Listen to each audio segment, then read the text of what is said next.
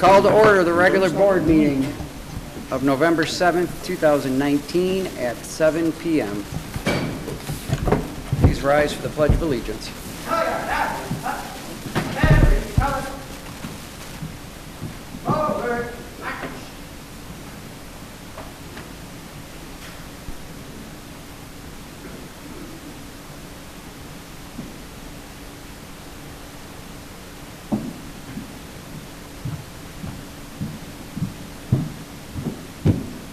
Guard, post.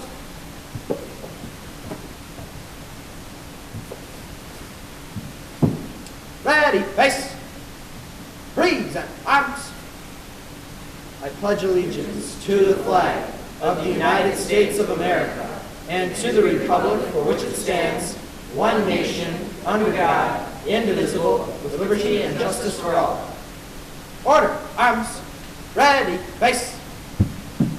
Guide out.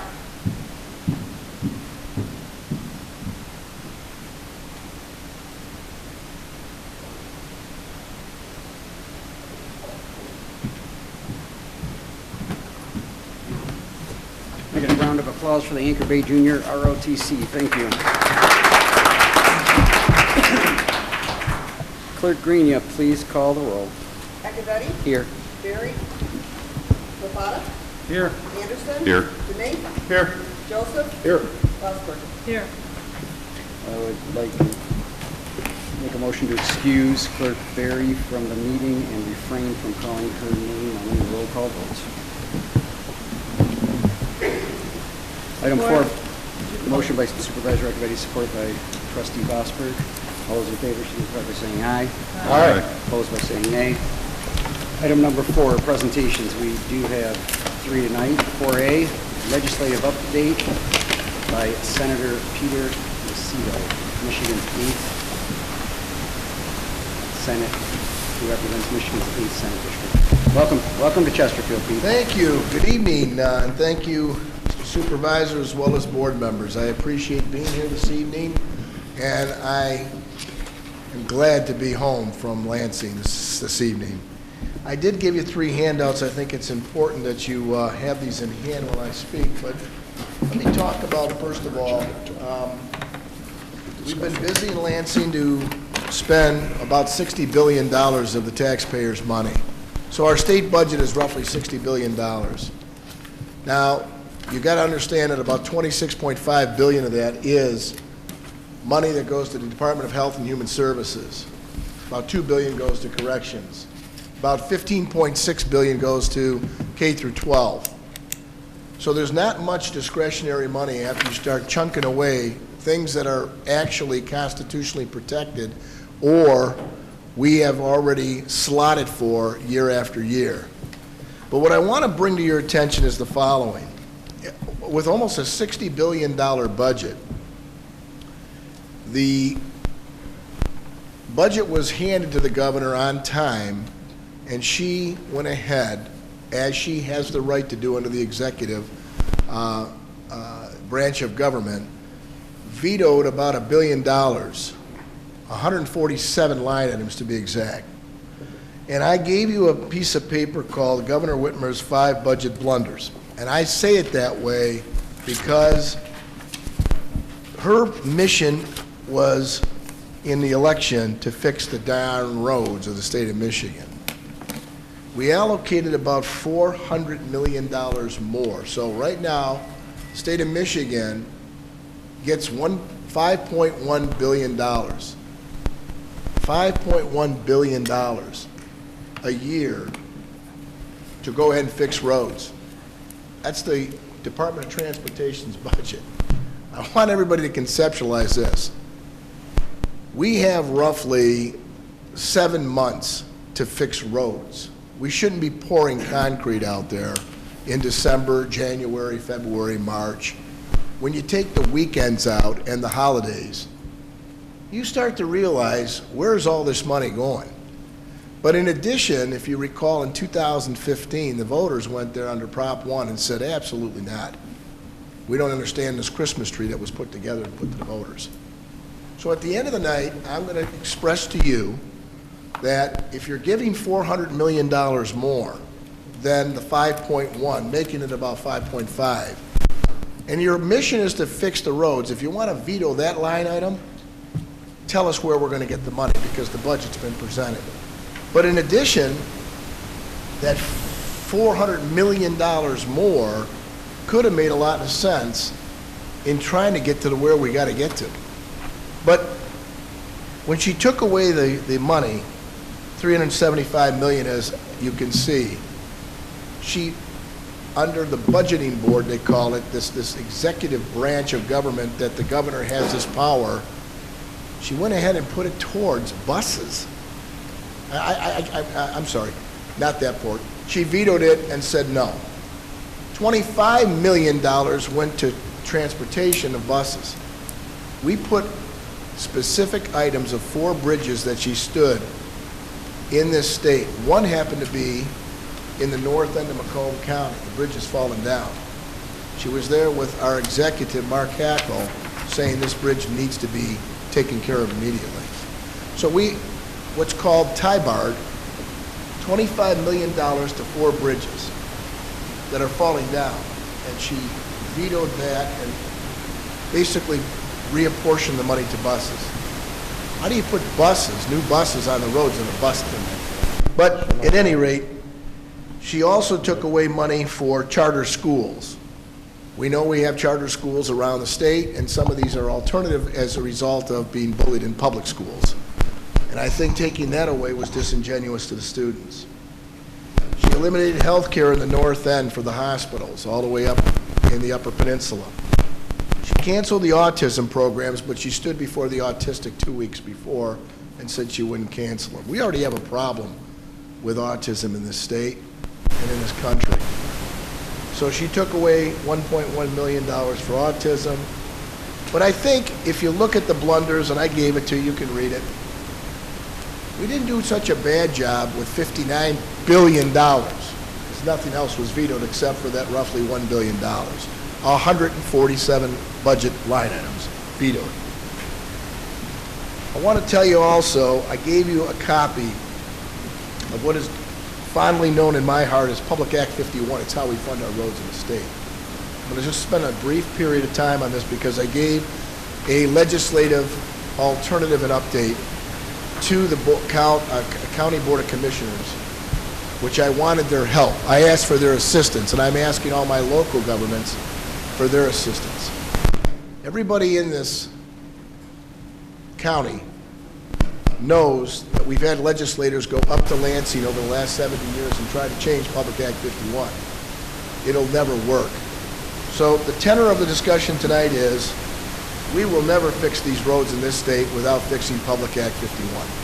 It's the funding formula. You could spend a whole hour on it, but on the back of this outline, I have given you a Detroit News editorial op that I did indicating how Public Act 51 is disingenuous to Southeast Michigan.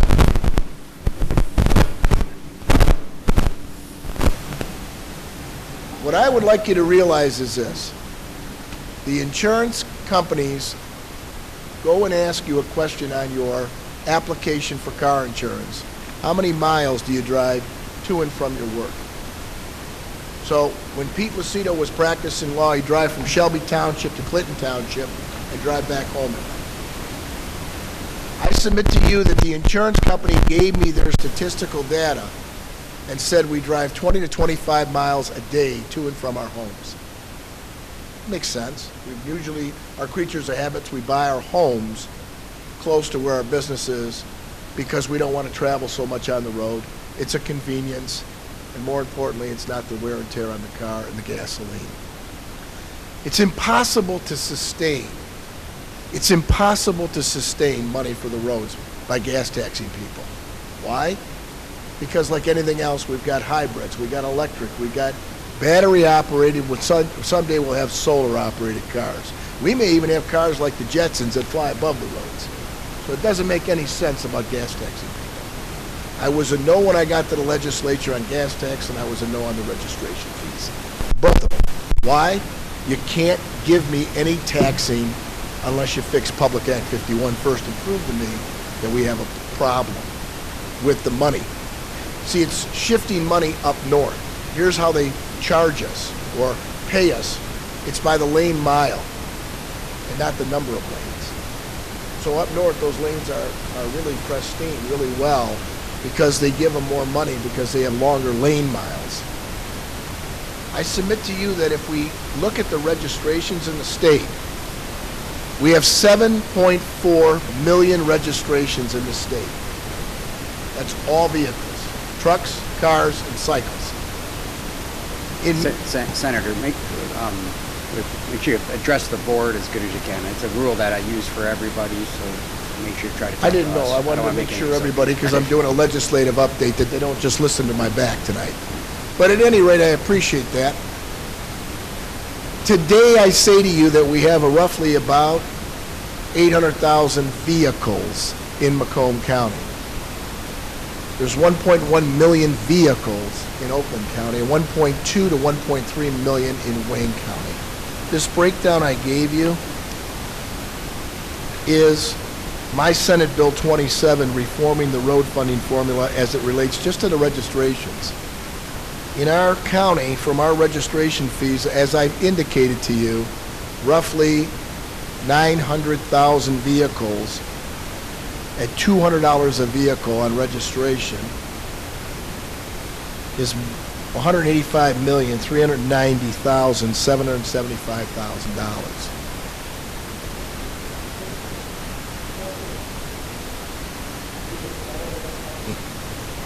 We have a difference of $63 million that we're shipping around part of the state. Does everybody understand it? If not, I take questions on it. This is the only way to do it. When I gave it to the people that are sitting as our county commissioners, they all agree, they support this. It's a simple, easy concept. We have 83 counties in this state. If everybody kept the money in the county in which you register your vehicles, because it's clearly evident that we drive 20 to 25 miles, we're wearing our own roads out. And when I go up north, I'll be more than kind to them when I pump my gas that you can share in the gas tax under 51 still. It's a good start. The buy-in is this: I can't get a bill passed when both our chairwomans are either from up north. They'll never take the bill up. Now I know that, Mr. Supervisor, you're clearly aware of how this works because you sat in the legislature. And other members that know about the formula know that it can't be changed up in Lansing. So what I propose to the county commissioners is to voice the concern, and I met with a company that does ballot initiatives. And that company goes and gets the signatures, and they charge $6 a signature. And we have to look at the last gubernatorial election, which had about 2 million votes in the state. And you have to get 5% or 100,000 signatures. It's less than $1 million to go get the signatures. And then you got to pump the advertising out to show everybody we actually are losing money by not keeping our registrations. And that would cost probably another $500,000. The whole buy-in is roughly $2 million. 5 counties, I'm looking at chopping that up. That would be the road builders that are building all of our roads in southeast Michigan. They should be paying for it because it's just more money, which means more work in our own county. How's that? Well, I told you Wayne County, Oakland County, Macomb County make up almost half of the vehicle traffic in the state by the registrations in and of themselves. If you go to Kent County and Genesee, you're over 53% of the vehicles. There's no reason we shouldn't have done this years ago, because we just keep stretching that dollar in Macomb County and we don't get enough to fix our own roads. So I wanted to bring that to your attention. The bill is in there, and the Senate bill doesn't have any legs. I was offered a hearing, but never going to vote it out because it caused a war up at the Capitol. A couple other things that are done. After the budget vetoes, we need to reshift that money back into those departments that we lost it into. There's bills introduced regarding the electronic driver's license. We already have our registration and our proof of insurance on our cell phones or on tablets. So electronic driver's license. electronic voters registration on your phone. I know that the clerks have talked about this, just to register. Get your voter card. These are all optional programs for the citizens of the state. There's packages also that have just passed recently on Raise the Age. It's for a 17-year-old. Now will not automatically be charged as an adult. I think they still have child support. Goes until you're 18. How do you call them a child in the family court and call them an adult in the juvenile court, charge them at 17? I never understood the logic in that.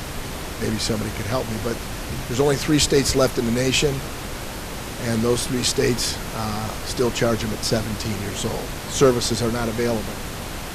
I want to thank Trustee Joseph for coming up and helping out, pitch hitting in there to get the thing done too. Animal abuse prevention packages I entered in. There's some cross-reporting, CPS, Child Protective Services or Adult Protective Services. If you're going to go out and you're going to see if somebody needs protection because somebody claimed abuse, why don't you find out if the animal was abused too and just put it in your report, give it to animal control, and they can go look after whether or not there's more than one problem in the household. In addition, veterinarians making the report. It's part of their protocol for their oath that they took as being a veterinarian, that they make that report and they're not doing it. The last thing is this. If at any time you have a suggestion, I would kindly ask you to go ahead, give it to me at either the coffee hours that I do here, and I'm very privileged and honored to come to Chesterfield and do the coffee hours. I do it in every town that I represent to hear from the citizens. I'd like to hear from you also if there's any laws that you believe that will work better for the citizens of the state. So I'm honored to come here this evening. I know I see you have a very full agenda. I know it was just a thumbnail sketch, but I'm willing to take any questions if you so have them. Thank you for allowing me the opportunity to speak. Thank you, Senator, for coming to Chesterfield. Trustee Joseph. I'll just rapid fire with my being Senator. With regard to Public Act 51, Yes. I could hear in your presentation, and I was wondering if you had a number that you could attach to. It's clear that Macomb is a donor county, so we're sending money to Lansing. Do we have any idea on what that looks like in terms of how much we send and don't get back? I did a formula for you on the handout. I don't know if it's right now under Public Act 51. We take in about $122 million. By adding Senate Bill 27, we're going to end up at $185 million. The difference is $63 million we would add to our bottom line for our roads per year. Pretty simple. I mean, right now, we're taking, we're getting $122 million total. We should be getting $185 million if we kept the registrations here. The difference is $63 million.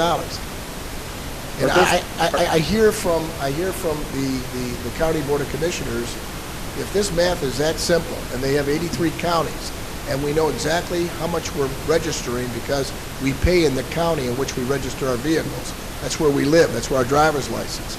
I go through the whole litany. This is just so common sense, it doesn't even equate to something that we should have been not doing all these years.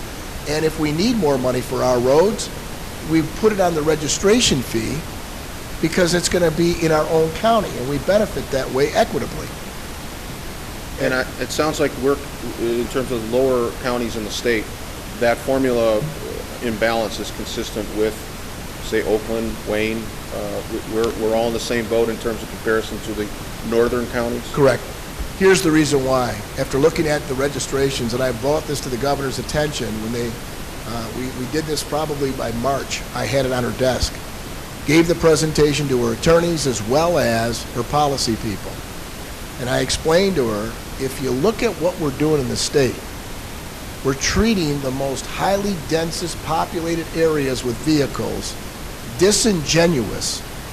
We have the cars, and therefore we expand the roads because of the traffic that we have.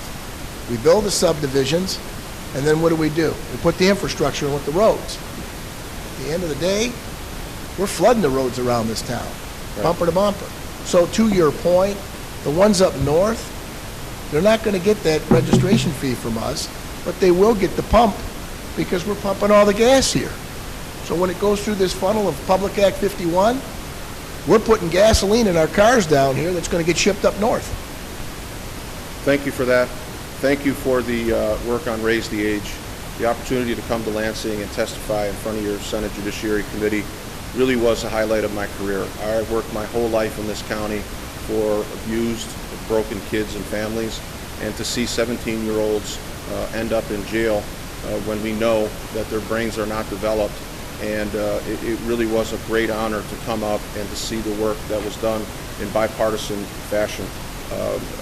Senator Santana from Detroit, yourself, and a whole bunch of others got together on behalf of children, and it dramatically impacts kids in this county and across the state. Your idea with regard to animal abuse, as a protective services worker, you're in the home and you see things, and to make veterinarians mandated reporters the same way a social worker at a hospital who sees a bruise on a child or a teacher that sees a bruise is really long overdue. It's very simple, and it's what happens when a common sense guy who's unafraid to take things on goes to Lansing. And so I'm just really proud of the work that you do, and I thank you for just the schedule that you maintain is unbelievable. The coffee hours are all around the county. You're giving interviews, you're talking to groups of 2 people or hundreds of people, and it's a work ethic that is really unmatched by any of your peers in Lansing. Thank you for what you do for the 8th District. Trustee Vosper. Thank you, Mr. Supervisor. Thank you, Senator Lucido, for the update. I had a question about Public Act 51. Did I understand you to say that you're thinking it can't be fixed in Lansing, so therefore a ballot initiative would be a better way to address the issue? With all due respect, Trustee Vosberg, it's my professional opinion that you'll never see this bill taken up and passed up in Lansing. It's only because the money flow. How could I go as a representative or a senator back to my district and say, I did a good thing for Macomb, Oakland, and Wayne, where we get the chunk of money in our coffers from the hardworking people down here by giving them more road money and giving us less? It's an impossibility. And for somebody like Brooks Patterson, God rest his soul, that I had a talk with, he said, you're right. You're going to spend $2 million to get back millions of dollars for your county. We're in. Man's dead now, and I got to take it up now with Dave Coulter, the new executive that's in place. I took this up with Mayor Duggan because I don't know the executive Warren very well. And the mayor was on board. He said, it only makes sense. We're paying for it, we're giving it away. And lastly, because of the insurance study, what did our governor do? She went ahead and said any new money goes around 51, does not go through it, and I'm directly allocating it to where the roads are the worst, which is southeast Michigan. That confirmed to me that we're doing the right thing by doing a ballot initiative, because that's the only way you beat Lansing at its game. Around the legislature, and guess what, everyone? It would take 2/3 of the House and 2/3 of the Senate to ever change that constitutional amendment by the people. Thank you. Trustee Domingue. Senator, one quick question. I talked to you earlier this year due to the high water and everything that happened out here. Maybe sometimes we talk to the constituents that border any of our Great Lakes. Talk about the 600-foot Solomon Wake Rule earlier this year. Possibly somehow you can talk to the constituents, see if you can possibly get that through legislation to get it, like they say, down the shores. So I think it would be a great initiative to have on all the Great Lakes, especially Lake St. Clair. We talked about it earlier this year, this project was any input that you may have in the constituents that's on the Great Lakes. I appreciate that comment, and I would look forward to having you work with me on that issue, including coming before the committees and testifying to see how the legislative process sometimes works. Thank you, sir. Seeing no further board comment, thank you for coming. No question, you cover a lot of ground. Appreciate the work you do for the 8th District. The administrative board executive action is one of the most concerning things coming out of Lansing in the last couple of years, and that is one that hopefully you can fix legislatively with the team. I don't think any governor would want to take away their own power, do you? Thank you for inviting me and giving me the opportunity. I look forward to engaging once again with the board and the citizens of Chesterfield if they need my services. Thank you. Thank you. Item 4B, Distinguished Budget Presentation Award to Chesterfield Township and Director Bauer. Jim Garland is here, who is the president of the Michigan Government Finance Officers Association. Welcome. Thank you. We'll keep this very brief and positive, but it is my pleasure tonight, as the current president of the Michigan Government Finance Officers Association, to present Chesterfield Township with the Government Finance Officers Association Distinguished Budget Presentation Award and recognize Finance Director Victoria Bauer and her team for their excellent work and service to the community. This award serves as the highest form of recognition in governmental budgeting. The GFOA established the Distinguished Budget Presentation Award in 1984 to encourage and assist state and local governments to prepare their budget documents in the very highest quality. Through 2018, 1,344 municipalities have achieved this honor across the U.S. and Canada, of which only 29 are Michigan communities. This puts Chesterfield among the elite within our state and nationwide. Please join me in congratulating Ms. Bauer and the Chesterfield Township Finance staff for achieving this significant accomplishment. Thank you.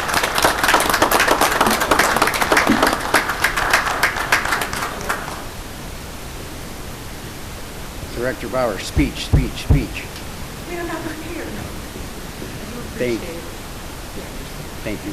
Any questions for comments? Congratulations.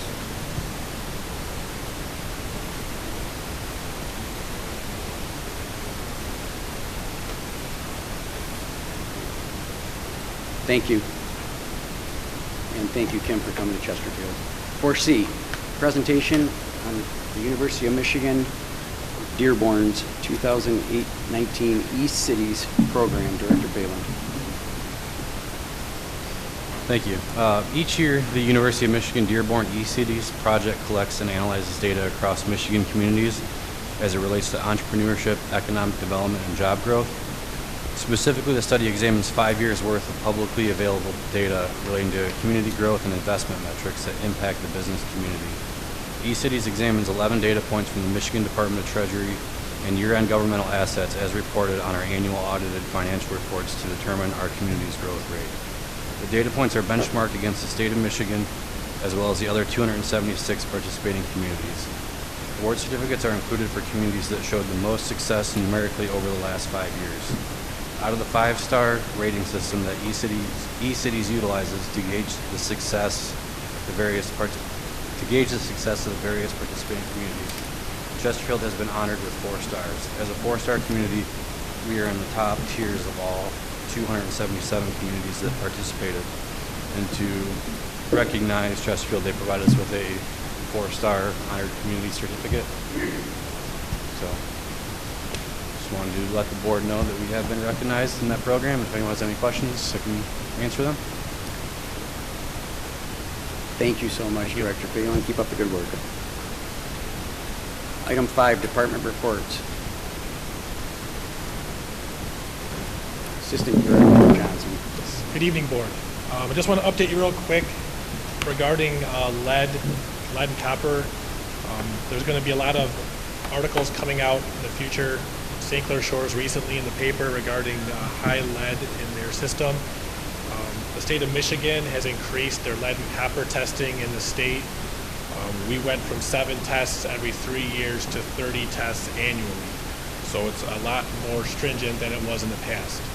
So I wanted to make the board aware that we have no lead service lines in our township. We have 0. Since the late 50s when we started, we've always required to have copper put in the underground. So we either have copper or some sort of plastic line, depending on the length of the service. But most of our, if not all of them, are going to be copper. With our testing, so we had 30 sites we tested, and so just to give you a background on the tests, how they work, is we had one of our employees went around to 3 different homes, and the resident has to take the sample themselves. So we drop the bottles off at their house.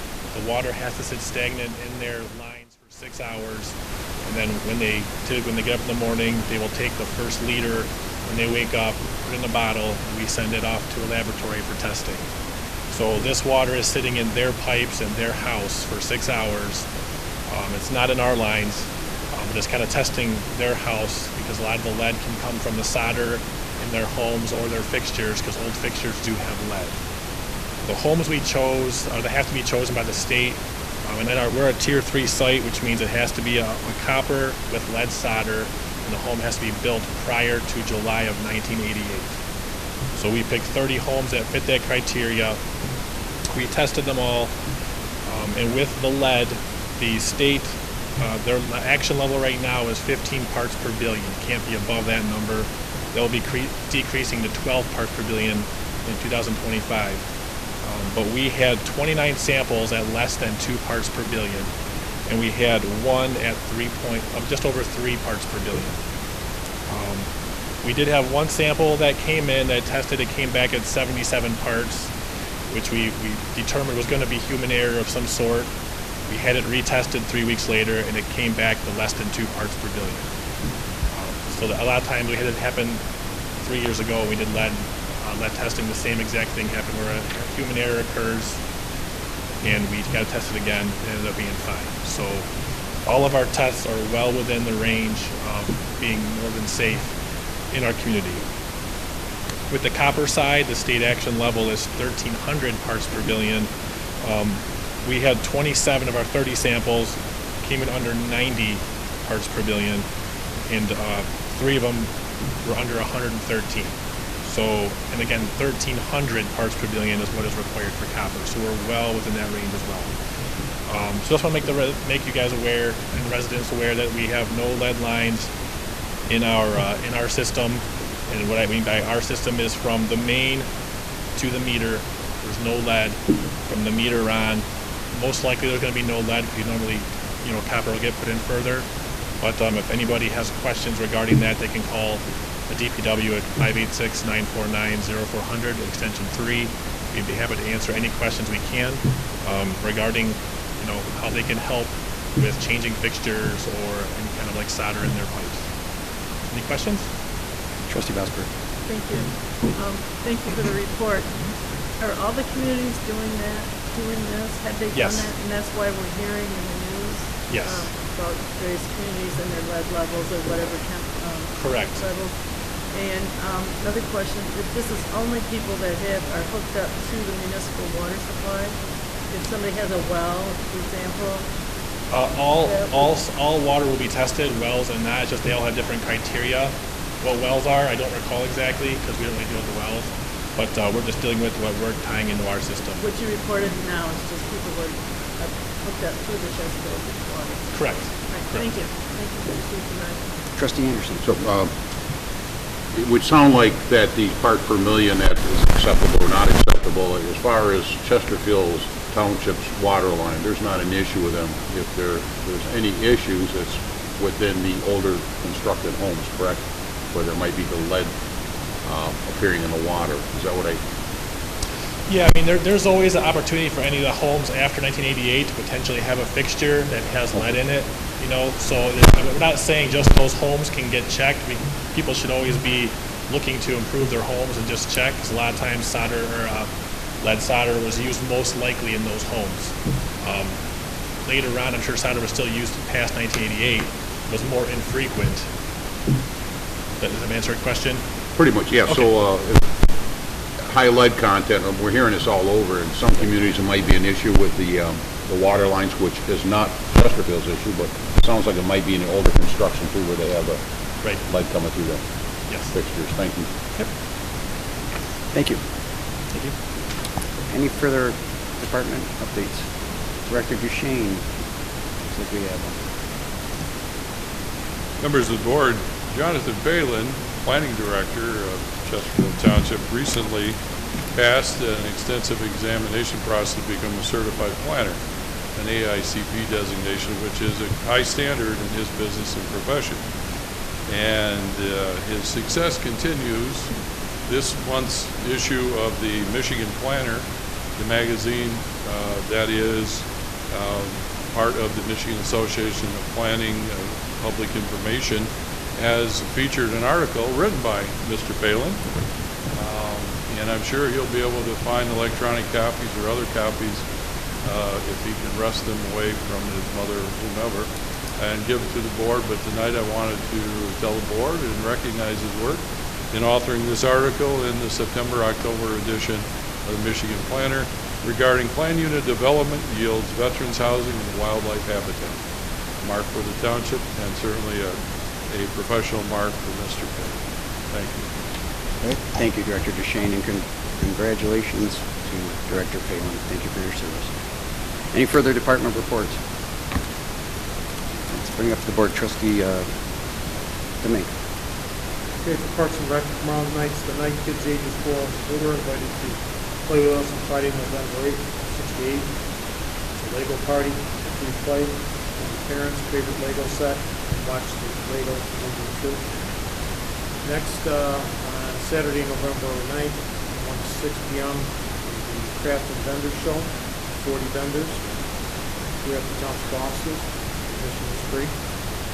Please join us on Friday, December 6th for the tree lighting here at the municipal offices. Santa arrived, coloring contest, writing letters to Santa, wagon rides, historical village will be open.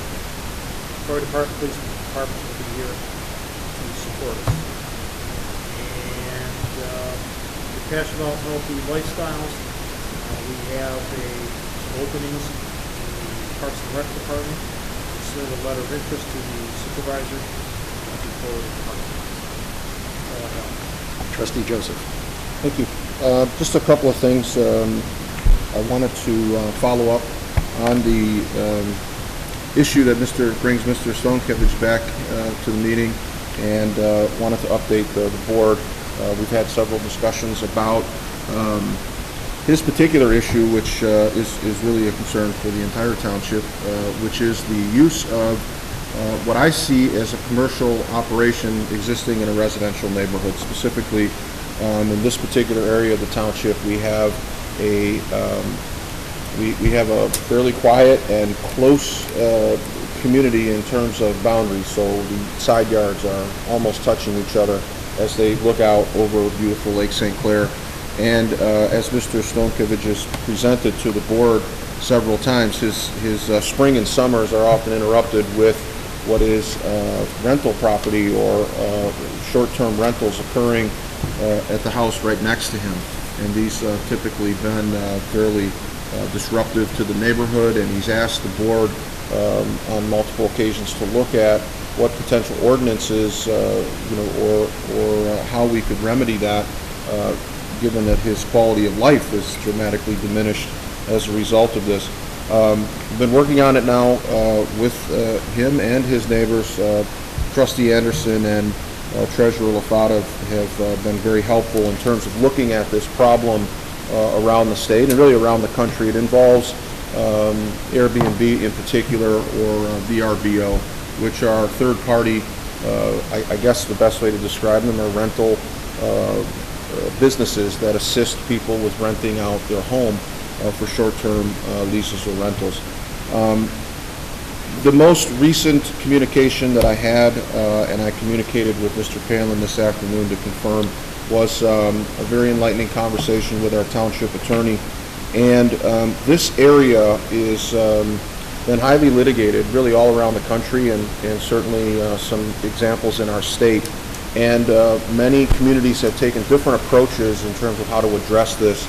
And it could involve a very detailed review of multiple ordinances because you have people who rent property and landlords, and so it can get complicated.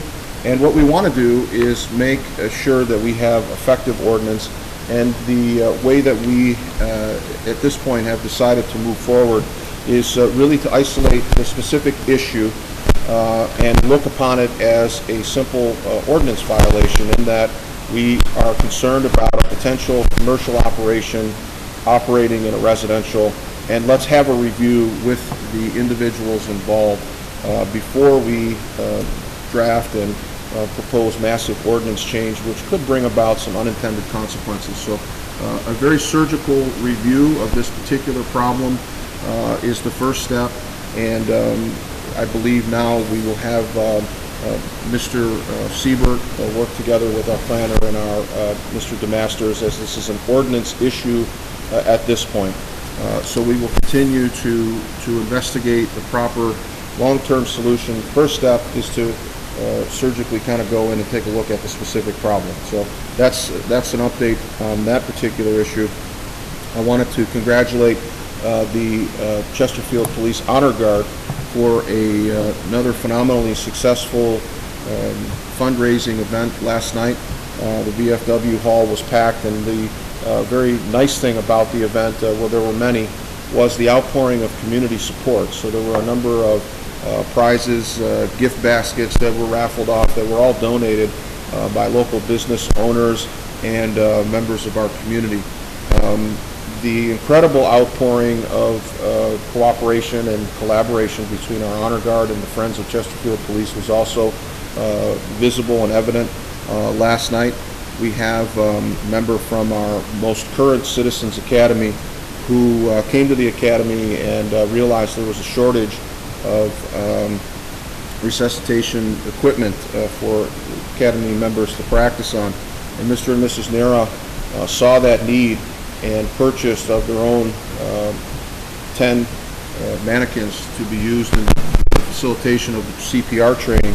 And that's just an example of some of the outpouring that we have from our community and the love that they have for the Chesterfield Police Department. So congratulations to the Honor Guard on another great event. Lastly, I would just like to point out, as we're hopefully all aware, Monday is the recognition of veterans. Our Veterans Day events at the place that I work in the county are really quite impressive from my standpoint. And what is done at the county is the executive Hackle, and this year he will partner with County Treasurer Rocca. At the administration building tomorrow at 11 a.m., they will recognize every veteran currently in the service of Macomb County. And so those employees have been sent out invitations to appear and be recognized by the executive, independent of whatever department they may work in with the county. I thought it was a great idea.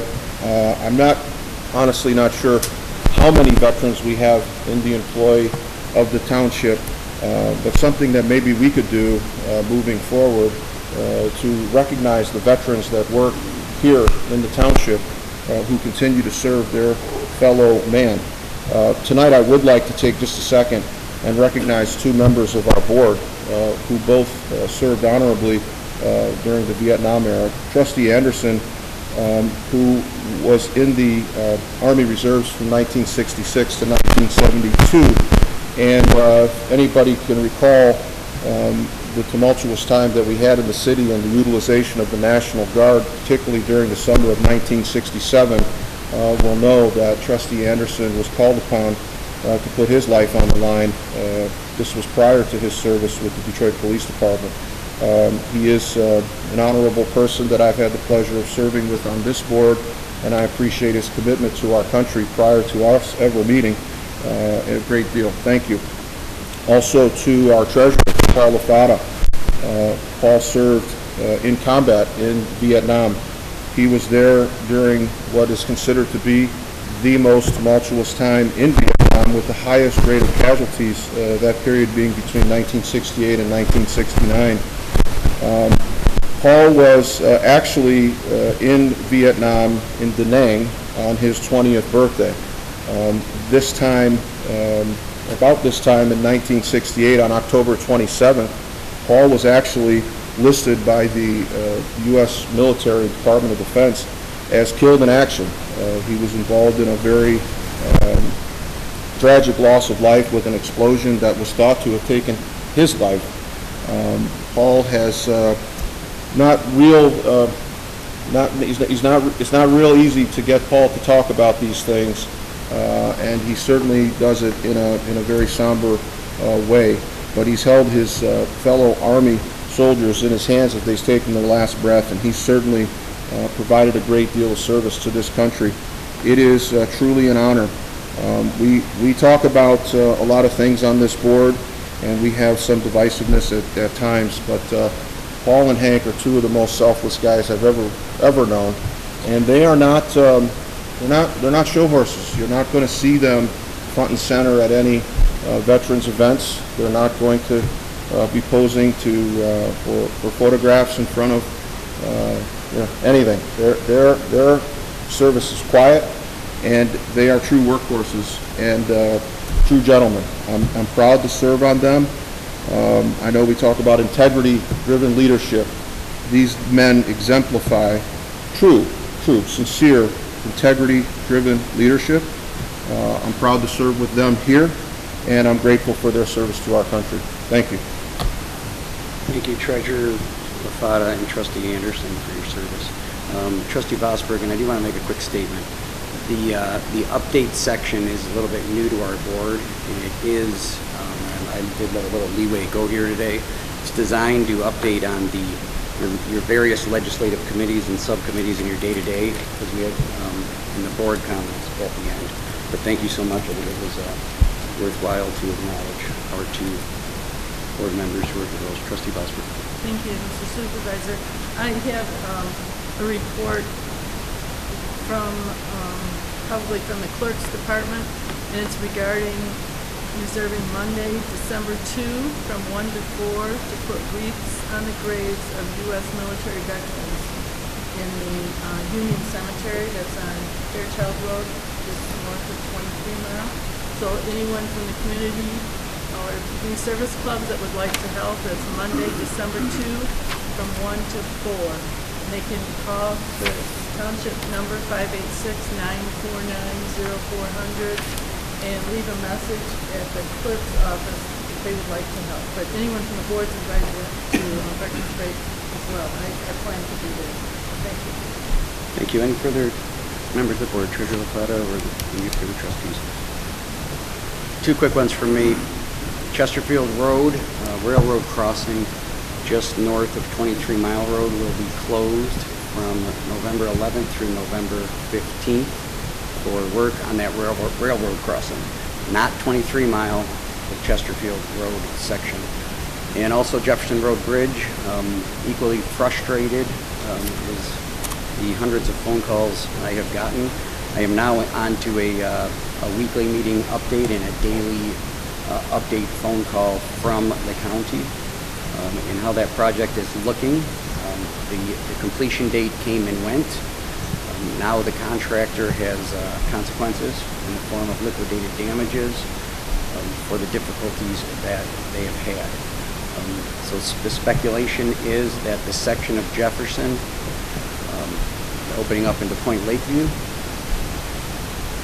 scheduled or tentatively hopefully should open beginning to the middle of next week, or by the end of next week, and then shortly thereafter the bridge.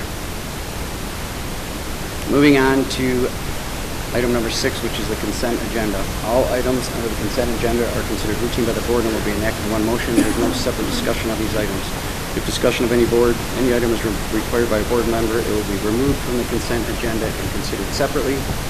Public comments on the consent agenda are permitted. I would entertain a motion to approve the consent agenda with the removal of item 7D from the agenda. So moved. Motion by Trustee Vosberg to approve the consent agenda with the removal of item 7D. Support by Trustee Dumais. Discussion. Quick comment from me. Item 7D was the sidewalk ordinance that needs to be completely republished and started over because it substantially changed and does require republishing. That's the reason why that item is removed. Just a point of clarity, Mr. Supervisor. So you're asking for 7D to be removed from the agenda? That's correct. Do we have a new date? That would be Director Palin and Attorney Siebert, because it's under their bill. I'm just wondering, will we put it on No, this agenda for? This item's gone, indefinitely, and a new item will be coming back up because the First reading. Director Palin. I understand. We're probably looking at the next meeting or the December meeting for that. Okay. Any further comments on the consent agenda or comments from the public? Motion by Trustee Vosberg, support by Trustee Domingue to approve the consent agenda with the removal of item 7D from the agenda. Clerk Green, please call the roll. Vosberg, Aye. Domingue, Aye. Acciavatti, Aye. Capata, Aye. Anderson, Aye. Joseph. Aye. Motion passes. Regular agenda, item 7. Super, before we start, is there, are you guys picking up the static? Oh, yeah, guy down it there? sounds like there's an open mic somewhere. I don't know, like. We have these two spares off. Mine's off, unless it's on. It could very well be up there. Someone could shut that off or make sure it's off.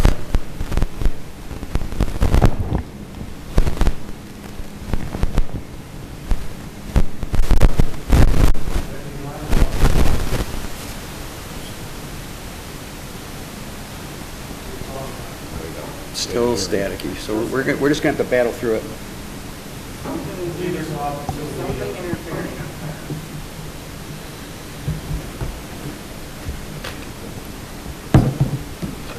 Item 7A, a request by Treasurer LaFata to adopt Resolution 2019-40 as provided by legal counsel and approved by the board on October 22nd, 2019, to request surplus funds that were paid by Chesterfield Township in connection with the board, with the bond agreements and held by Macomb County in the amount of $659,274 as of December 31st, 2018.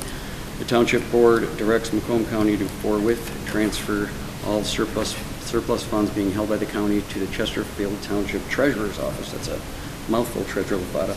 Do I have a motion for any action on this item? Move to approve. Motion by Treasurer Support. LaFata. Was that Trustee Anderson? Yes. Support by Trustee Anderson. Treasurer LaFata. Actually, the motion to transfer this money has already been approved at the last board meeting. It's in the meeting minutes. Basically, this is a resolution we asked our legal counsel to offer to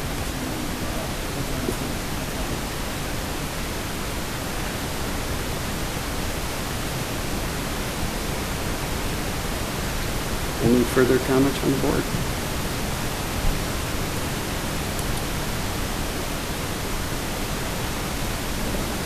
Trustee Vosberg.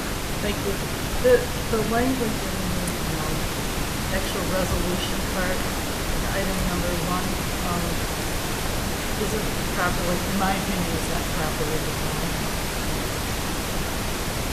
Trustee Vosberg, could you, we can't hear you down here at all. It's just hard. I know. In my opinion, the language under the resolution part, sentence number 1, is not adequately described. And then there's other issues with it, just in the terms of the resolution and in some of the other wording, the dates and stuff that are in there. I have a problem with the language part of this. Just pointing that out. We got to talk over the static here. It'd be interesting to see what happens at home. I have a number of issues with the resolution in the packet as is. One, it has the dates and the ayes and nays already put in a resolution that hasn't been acted on. The resolution is going to be acted on tonight, so that for sure will have to be changed. On page 2, toward the bottom, it's asking for the first whereas. If it's in front of everybody. Whereas Macomb County has notified Chesterfield Township that surplus funds are available for use by Chesterfield Township in connection with maintenance and repair of the Chesterfield Township portion of the North Gratiot Interceptor. I'm not certain. That's not our resolution. I believe it is. So Not a fact. grab your. It'd be the right above number 1. Okay. So I have little issues, some technical issues with the resolution. The biggest being it's presented as it's like it's already passed, and it's not. Well, okay, so we can change the date to today's date.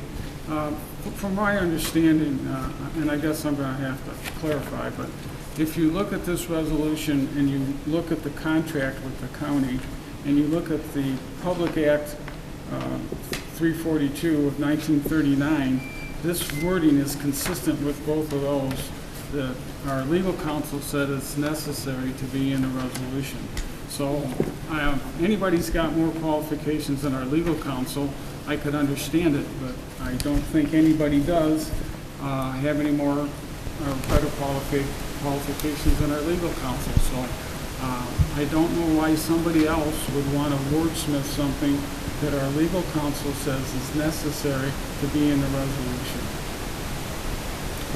That is absolutely your right as an elected official, and it's my right to... Mr. Supervisor, is there an opportunity, like parliamentary-wise, I thought we took like discussion round one and so forth. I went around and asked if there was questions, and there wasn't any, so... Trustee... This is now round two. Trustee Joseph. Okay, thank you. There's two issues that I heard from one, Trustee Vosberg had an issue with date, and your concern was the pre-filled vote. And I think where we're at is, for me, a confusion on the process. I thought we voted the last board meeting. We came out of closed session agreeing to allow our township attorney to draft a resolution, and that we voted to go forward with that resolution, which is why I thought that the clerk included and then through the week, there was some email exchange, and that there was a belief that no, we were just going to draft, and I'm okay with that too, that this resolution is the draft, but it is exactly what we asked our attorney to do. And so I echo Treasurer LaFata's sentiment here.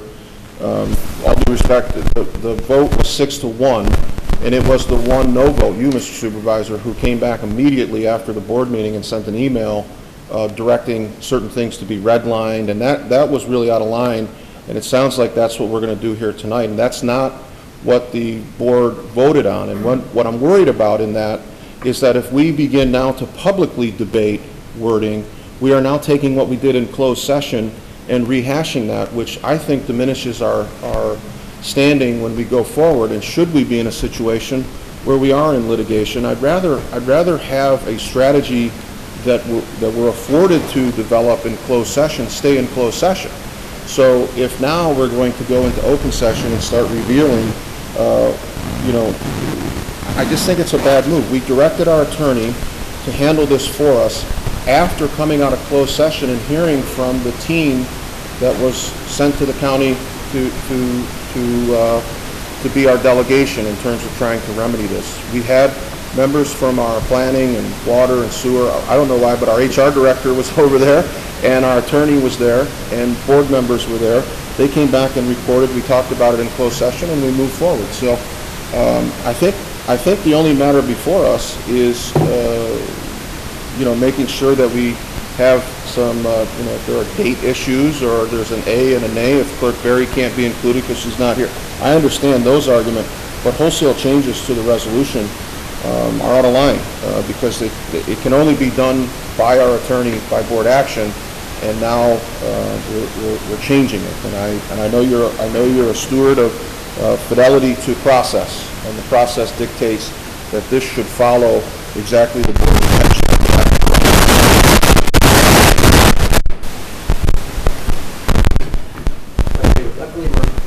Luckily, we're pretty near to having upgrade to our audio visual. I'm gonna respond to that one real quick.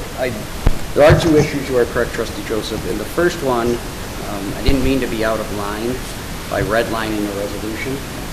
However, a resolution is very different than a motion. A motion on the fly happens regularly by this board.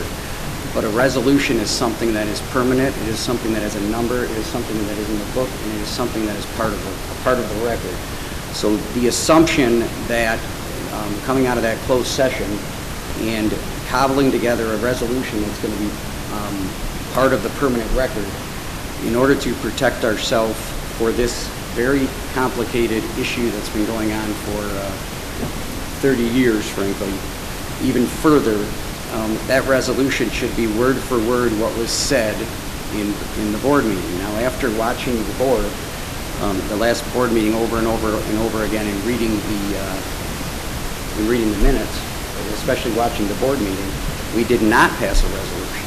We passed a motion to direct our legal counsel to draft a resolution. There's a very, very big difference, and I would think everybody on this board would appreciate that. So hence, when the actual resolution comes forward, unfortunately, the devil is in the details. So that's issue number 2. And issue number 2 is the letter that the former supervisor wrote, the former DPW director wrote, I wrote, and Treasurer LaFata's already wrote over 5 years requesting these funds. The answers are no. So this is a board, basically board action asking the same thing, but it's the details I'm worried about. And some of the questions I have are, because it is a permanent record resolution, this is not a letter, this is not a motion that you're going to watch on, that's going to show up in minutes. This is something that's going to be in our permanent record. The dollar amount, which funds you're speaking of, there's 2 pots of money here, Act 342 money and NGI surplus bond funds. It's those details that I'm concerned with, and that is why I am not supportive of the resolution. Any further comments from the board? We have a I don't want to talk before Trustee Dominguez. Trustee Dominguez. Okay, so when we came out of closed session,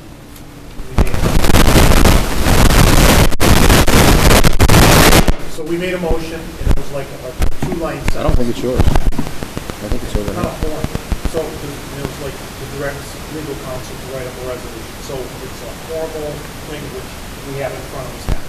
I'm fine with it, that we have this new form of typical resolution, not just 2 lines that we came out of things. So it's done legally, done by counsel. So, we have to vote on it. I'm fine on that. But just, we took that 2 lines that Paul or I think Hank, whatever, we came up with, and said, okay, we directed legal to write up the resolution. Now we have the legal documents. So I don't have a problem with the documents. That's what the state. We also got some correspondence from the supervisor from the county regarding money here and money here. And after I read that, I got lost on it. I'm sorry, I'm not a financial wizard. That's definitely not one of my better trades. So, but at least with the resolution, I'm fine with voting on a resolution because now we have at least in my terms, I'm not an attorney, but we have the legal document rather than just what we came out of closed session with 2 weeks ago with 2 lines. So I mean that's just my take on it. So go ahead. Thank you. Well, let's see if we got any. Trustee Anderson hasn't spoke yet, and then I'll go around for round 3, I believe. I don't know if Trustee or Treasurer LaFata wants another shot at it. Oh, thank you. I think I'm right where Trustee Dominguez is. We came out of closed session. We agreed that we would let our attorney handle it. That's what we have here. Some back and forth in terms of emails from the county and the supervisor. But at the end of the day, he said it best. He's not an attorney. I'm not an attorney. I know of one attorney on this board. We ask him to give us the best battle plan, if you will. And what I was most grateful for was the assertion that what we are trying to do is remedy this without litigation. And if, unfortunately, we find ourselves in litigation, I would rather go into that arena with a member of the bar and not the supervisor. So you can have all the issues that you'd like, but it is not your resolution. The resolution was drafted by the legal warrior, the attorney, and so your opinion is just that. It's one vote. I really resent the attempt to undermine our counsel and to diminish his work by talking about it's not a fly-by-night whatever, because this guy doesn't fly by night. He does not fly by night. He knew exactly what he was presenting to us in closed session. He provided a list of options and a list of scenarios and said, this is the one that I would recommend. It was roundly received by this board and the employees who were part of the delegation to negotiate this. And then we had one no vote and perpetual monkey in the wrench here. It's just an attempt to undermine, and I don't know why, but it really is quite offensive. Let the board will be executed, and let it be executed in the way that we directed it to be executed with our attorney, not you. Thank you, Trustee Joseph, for the passionate speech. You're welcome. The next agenda item, I will dive in a lot more on the details. I am one vote, and as is everybody else. You're here to represent Chesterfield. Just because I point out I am not comfortable because of the position it's going to put our township in, I feel the position it's going to put our township in, doesn't mean you have to vote that way. Doesn't mean you have to listen. But you're not going to silence me. I respect our attorney immensely. But to ask a question, which pot of money is this? Because the resolution is confusing. There's NGI money, and there is Public Act 342 monies. Public Act 342 monies is what was referenced in the letter. What's referenced in the resolution is NGI surplus money.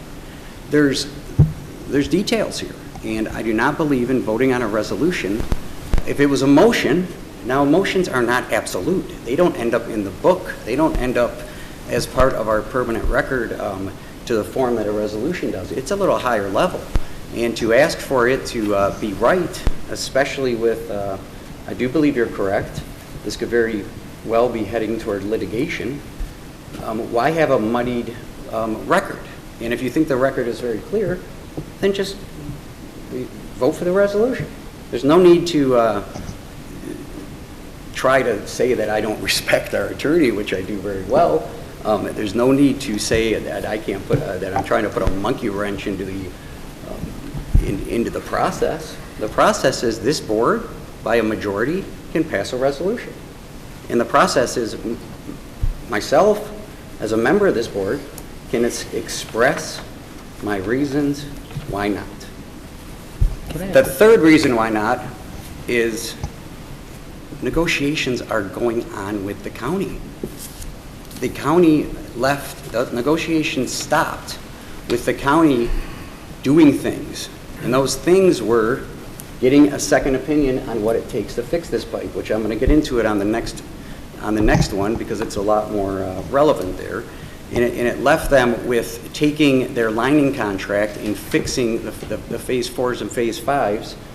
And then next thing you know, this pops up on an agenda right smack dab in the middle of negotiating. That's not necessarily a good faith thing. So I appreciate your passion. I'm just not comfortable voting for this. Treasurer Lucido. Unfortunately, that money is the township's.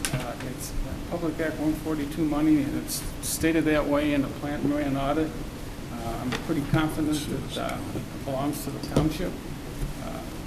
Unfortunately, the statements made at the meeting that we had with the county drain commissioner and the statements that made that it could be spent at any time, anywhere, in any place they wanted to, including they could spend it in Madison Heights, Clinton Township. That statement alone would tell me that I'd rather have it in my piggy bank rather than theirs. There really hasn't been any negotiations because just about everything that's come from Mr. Baker has been on the downside for Chesterfield Township. There's been nothing on the upside. All we do is we pay the county.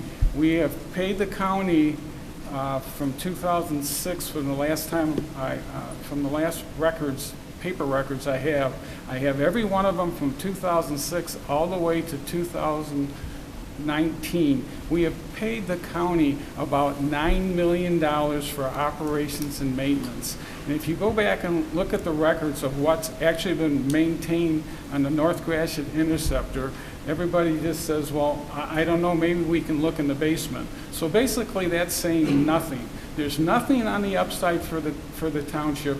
It's somebody that wants to shuffle off a piece of pipe that has already been, you know, told that there's about $1.7 million in repairs. There's been no negotiations if we take this over that there's going to be a reduction in our operation and maintenance costs. There is no upside, and if there's any negotiations been done, it's been backdoor between our supervisor and the county drain commissioner. And you've undermined what a group of people in the township are trying to do that were delegated by the township board to do. So if you want to keep trying to undermine what the township board recommends and what the township board gives us the power to do, that's your business. But I don't know how you can justify it. I don't know how you say this is integrity-driven leadership.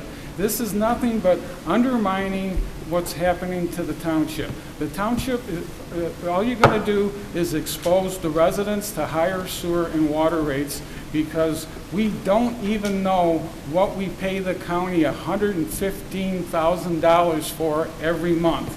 We don't know what we're getting. What we do know is if you look at the minutes from the Drain Commission, we pay for a lot of bureaucratic overhead. So you can have your opinion, but I have some real data, I have some real numbers. And you can smile all you want, but all you've been doing is trying to undermine what needs to be done. So if you don't like it, your one vote, I think we should just call the question and vote on it. One quick follow-up to that, and I'll get, quick, please. Is there a second for the, is there support for the motion to call the question? Treasurer LaFata, you have to actually make a motion to call the question. So is that what you, is there support? I'll support. Motion by Treasurer LaFata, support by Trustee Anderson to call the question. Deputy Clerk, I'm sorry, Clerk Green, please call the roll. LaFata? Aye. Anderson? Aye. Aye. Sorry. Demi? No. Joseph? Aye. Bosford? No. Acciavatti? No. Motion to call the question fails. I'll get into a lot of the other things after, but you did say, and that this is very clearly, and there's a whole lot to this. We're probably going to have a special board meeting on this, this whole topic. But you said something very clearly that highlights my reluctance. Public Act 342 monies is what you're asking for, but the resolution says the township portion of the North Gratiot funds monies. The surplus funds are available by township for maintenance and repair of the North Gratiot. This pipe is not the North Gratiot Interceptor. There's a lot of nuances like that, and if we could have worked together, we could have fixed those technical things. And I believe resolution should be more technically correct than what it is. Trustee Vosberg. Thank you. I would like to make an amendment to the resolution language, and that is to delete, starting at the beginning minutes of the regular meeting, delete all of that down through just before the first whereas. So to delete all the language referring to the minutes of the meeting, those who were present and those who were absent, deleting those three sections that are at the beginning of the document. Could you repeat that? Yeah. Yes. And the page, could you reference the page in the packet? Because it would be 34, is that where you're on? No. On our computers, it's 3, Dave, I think, where she's I'm looking at, if you look at the resolution page itself, resolution 29-40. Yes. I don't have my individual pages Page unnumbered. 34. Okay. And it's the first 1, 2, 3 paragraphs where the minutes, that paragraph of minutes, Yes. the paragraph of those who were present, and the paragraph of those who were absent, and then the fourth paragraph which says the following preamble and resolution were offered. That whole sentence there as well. So just from a parliamentary standpoint, we have a motion on the floor for the agenda, for the resolution, which was approved. So is this a request to amend, that the maker of the motion amends his motion to include your amendments? I thought we had on the floor a motion to approve this resolution. Yes, which was seconded. and now you're asking for Now I'm amendments. offering amendment. So if that's supported, then we would vote on that amendment. So you just want those first couple lines Don't taken want out, those lines. but everything from where it says, whereas pursuant to the terms of Act 342 of 39, all the way down to the bottom stays? Well, that, I'm amending the first part to delete that language of the first part. A lot of that gets changed anyway because this resolution has not been adopted. You're just talking the date and the people and the presence and the not presence, or Yeah, the? up to the first whereas. Okay. With that, would Trustee or Treasurer LaFata amend his motion to support that? Could you go through that again, please? I'm terribly confused. I'm not sure what we're... Trustee Osborne. Sure. If everyone's on the resolution page. 34 for us. Resolution page, resolution 2019-40. If that's the amendment, then I guess I can accept that. Our legal counsel Do you says want that's- to support my amendment so we can keep it clean, or are you going to change the? I'll support the amendment. Okay. If that's the only amendment. Is there continued support for the amendment by Trustee Anderson? Continue. Okay, we have an amended motion by Treasurer LaFata, supported by Trustee Anderson, with removing the presence and the absence and putting the correct date in there and the correct time on the front and on the bottom, or the top three paragraphs. All removed. It's going to start with the first whereas. Okay. Somewhere at the bottom. It's hard to hear, but it sounds like your amendment would just have the resolution start at whereas pursuant to the terms? Yes. Very good. Yeah. That's That's fine. And then the bottom, the very bottom of the resolution, the yeas and nays. That'll be changed depending on what this vote is. Very good. All right. Discussion. I think we've probably discussed this quite a bit. Motion by Treasurer LaFata, support by Trustee Anderson, to approve the request by Treasurer LaFata to adopt Resolution 2019-40 as amended. Clerk Grenia, please call the roll. We are voting on that motion that you just said, correct? That's correct. Okay. Wait, It's the we are just voting on the amendment. no. The Resolution. The resolution was already amended, so we are voting on. Okay. We're voting on 7A. Is there further discussion? 2019-40 is the vote that's been called, correct? Yep. Yep, 2019-40 as amended. Thank you. LaFata? Aye. Anderson? Aye. Demink? Aye. Joseph? Aye. Vosper? No. Acciavatti? No. Motion passes. Item 7B. A request by Treasurer LaFata to adopt Resolution 2019-41 as provided by legal counsel rejecting the Macomb County Drainage District's proposal to accept title to the Interceptor in as-is condition and to be responsible for all repairs and maintenance to the Interceptor as approved by the Board October 22nd, 2019. Is there a motion? Move to approve. Motion by Treasurer LaFata. Support. Support by Trustee Anderson. Treasurer LaFata. Actually, we've already passed a motion to reject it. If you look at the minutes at the meeting, all we're doing now is approving the resolution. And the resolution, like the previous one, was written by our attorney, and I don't think that one should be wordsmithed either, because of the fact that it does reference the contract and public act 342 of 1939. Any further comments from the board? Yes, Mr. Supervisor, if I may. Trustee Joseph. Thank you. The debate, I think, continues from the first resolution, so there's really not much sense in rehashing that. Some of the carryover, which I suspect you will go through in your comments with specifics here, I would just like to do a preemptory reminder that it is the responsibility of our attorney, which we rest in.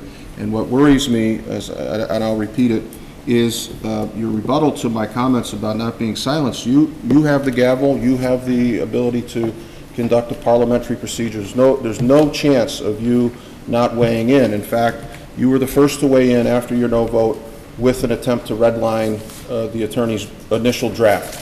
So there's clear that you have skin in the game here, and you have an agenda. Treasurer LaFata pointed out there was negotiation, and this board sent a team, which you assigned members of your staff. They report to you. They are your direct reports. They went to the meeting. They came back in closed session. We heard from them. It was very clear the direction of the board. It was a 6-to-1 vote. And this idea that there is, as you pointed out, ongoing negotiations, I really don't want to open it up to what I would do on the opposing side, but your comments about negotiating, not negotiating in good faith would be the first thing that I would be talking to the judge about. So get on the team, and I respect I want to make sure it's right, but this is a team, and it's one of your favorite words, and the team voted. The team voted to give the attorney the authority. You going through and making the other side's argument in open session when we already had the discussion in closed session is not fair. And so I'm concerned about our diminished capacity to represent ourselves adequately, and I don't know how many deficits you'd like Attorney Sieber to overcome in his negotiations, as he has to battle with a very skilled attorney on the other side and the supervisor of Chesterfield Township. So we need team support here. The team voted, and let's send our attorney in. He's the one person on the board that's uniquely positioned to represent this for us. I think he's got a great handle on it. I think we were all in agreement when we heard his presentation. It was confirmed by people that report directly to you. And so I think we need to remind ourselves what team we're on, and let's move forward and get this resolved, because talking about not negotiating in good faith, when you send the delegation over, you're unhappy with the outcome, and that's unfortunate, but it's not what's occurring in the natural. The board voted. We have a competent attorney. Let's let the people that know what they're doing handle it. Any further comments from the board before I respond? Trustee DeMay. So if we do this resolution, basically say we do not want the pipe at the current condition that it's in, so we're not accepting it. But if later on they want to sit at the table, meaning the county, and work something out or repair it or whatever, we still can come back. It can still come back to us and say, we will take the pipe under, condition A, condition B. Is that correct, counsel? We can still talk. Scott, if you look at this resolution, when you cut through all of it, it only says two things. It says they've offered to give us the pipe in an as-is condition, and if we want to fix it, fix it. We don't want to fix it and it breaks, they don't want anything to do with it. The board has said no. At least 6 members of the board have said no. We've said in this resolution that under the terms of the agreement, which go to 2026, we're saying to the county, you continue to operate it, maintain it, repair it, and bill all the communities in the agreement as the agreement specifies. In other words, let's maintain the status quo. That's all this says. Okay. 2 months from now, we could pick up with the phone and call the county and say, look, if you want to put together a better package than the one that we talked about when we met a couple of weeks ago, we're all ears. This is the first time, I see emails from Bill Nesterovich and former supervisors going back 10 years ago on this thing about this money coming in and about this line, and nothing's ever been done at the board level. This was the first time the legislative body has weighed in on what you want to do with it. I mean, you can do whatever you want to do, but this simply says what the board said last week. We don't want it now, and for now, you continue to maintain it under the terms of the agreement. You can go back and negotiate it anytime. It's no different than being in a lawsuit. Somebody makes an offer to you, you reject it. Doesn't mean you can't settle the case 6 months from now. It happens all the time. We're not bound to do anything. We're just telling them that at this point, given the deal you've offered us, we're not interested. I just wanted to get all the points cleared. Any further input. Any further comments before I jump in here? A couple things.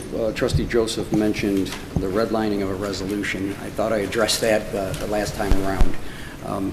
The resolution that was put in front of me was not the resolution in the words that were said at that board meeting. So the if the assumption was, and is, it's not anymore, that we didn't pass a resolution, we directed the township attorney to draft a resolution, the redlining of that resolution is moot. Treasurer LaFata, your O&M comments, that is one of the details again, like in your executive summary. We know what the $115,000 and $115,017 goes for O&M. I'm sorry that you don't know. Wait a minute, I hate to interrupt you, you do it a lot, I'm used to it. You've interrupted me in the past, but we don't know because I even asked our DPW or our water and sewer director, do we know actually what we're getting for this? And the answer was no. The answer was no. And was there any repairs done for this line? And the answer was, well, maybe there's something in the basement. So you sit there and you talk with opinions, and I'm sitting here and I got reams and binders full of data. And all the time, it's your opinion. Every time I put out facts and data, you sit there and spew out your opinion. And right now, your opinion to me isn't really worth anything because I know. I'm going to let him go. I already asked if 8 people wanted to speak, and he did, and he offends me, and I will let him keep doing it. Go. But when you decided to redline this, what I did is I asked for a resolution to refuse the transfer, the asset transfer. According to our legal counsel, the resolution needs to have some of the contractual statements. Hold on 1 second. No. Go. No. You say I can talk, Well, and then you want to interrupt. I have a long list, and it's hard to keep track of all the misinformation, so I won't interrupt you. Go for 5 minutes, and I'll just make a list. I have a whole binder of information. But when the time comes, all I have, Paul, please. Ask a question, and I'll give you the answer.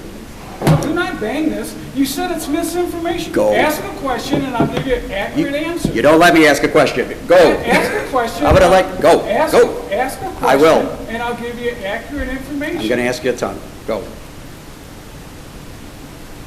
Are you done?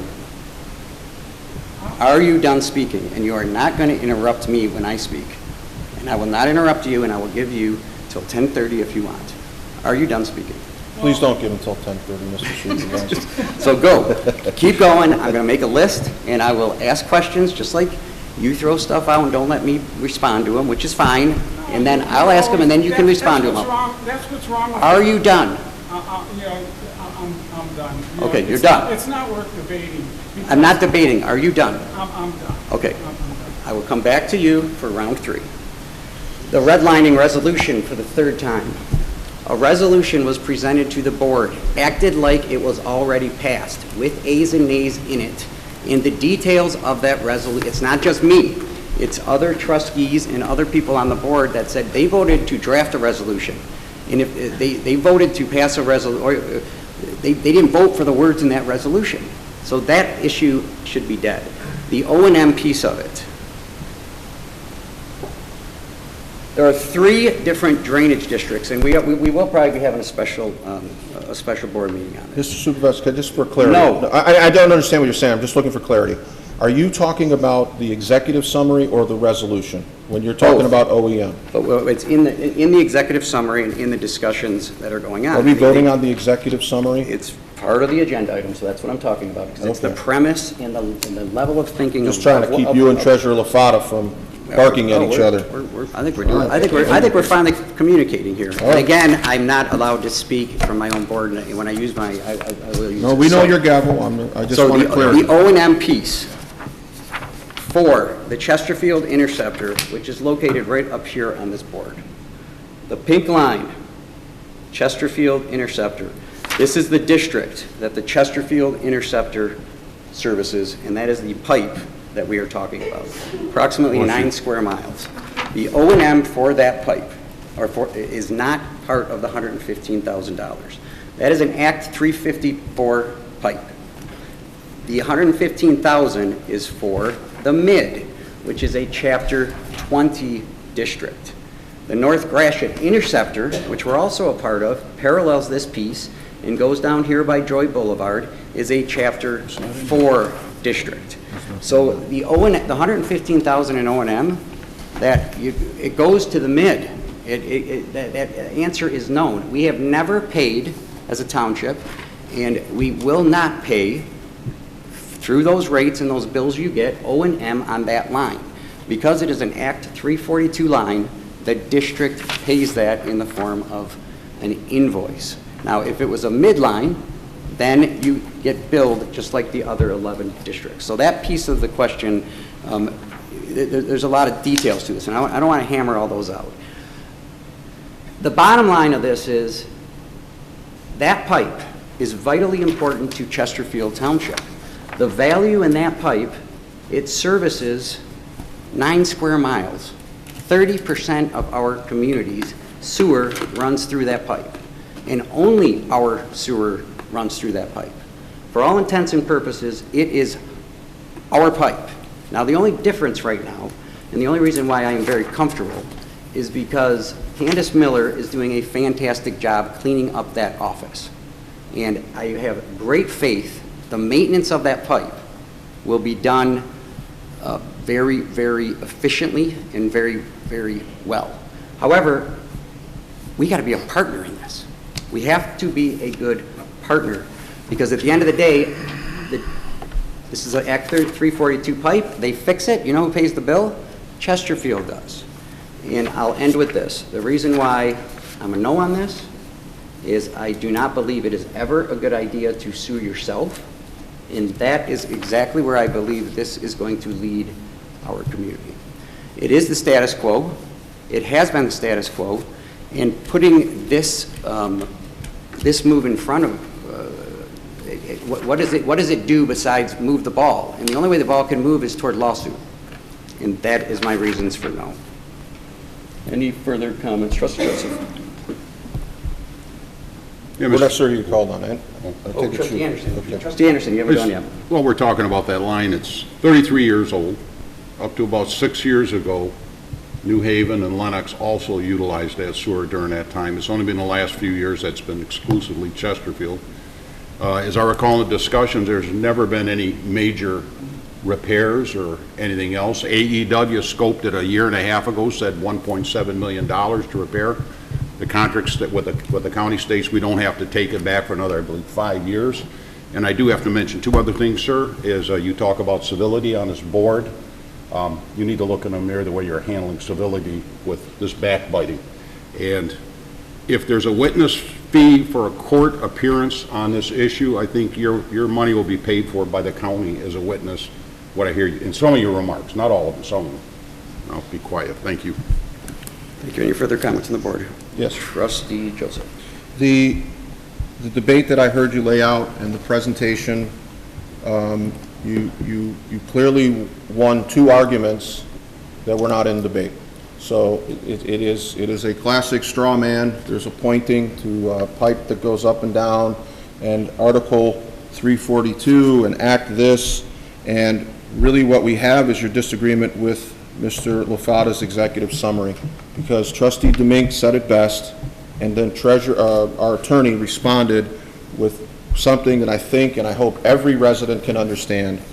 All this says is that we have some disagreement about what our portion of this incredible asset is.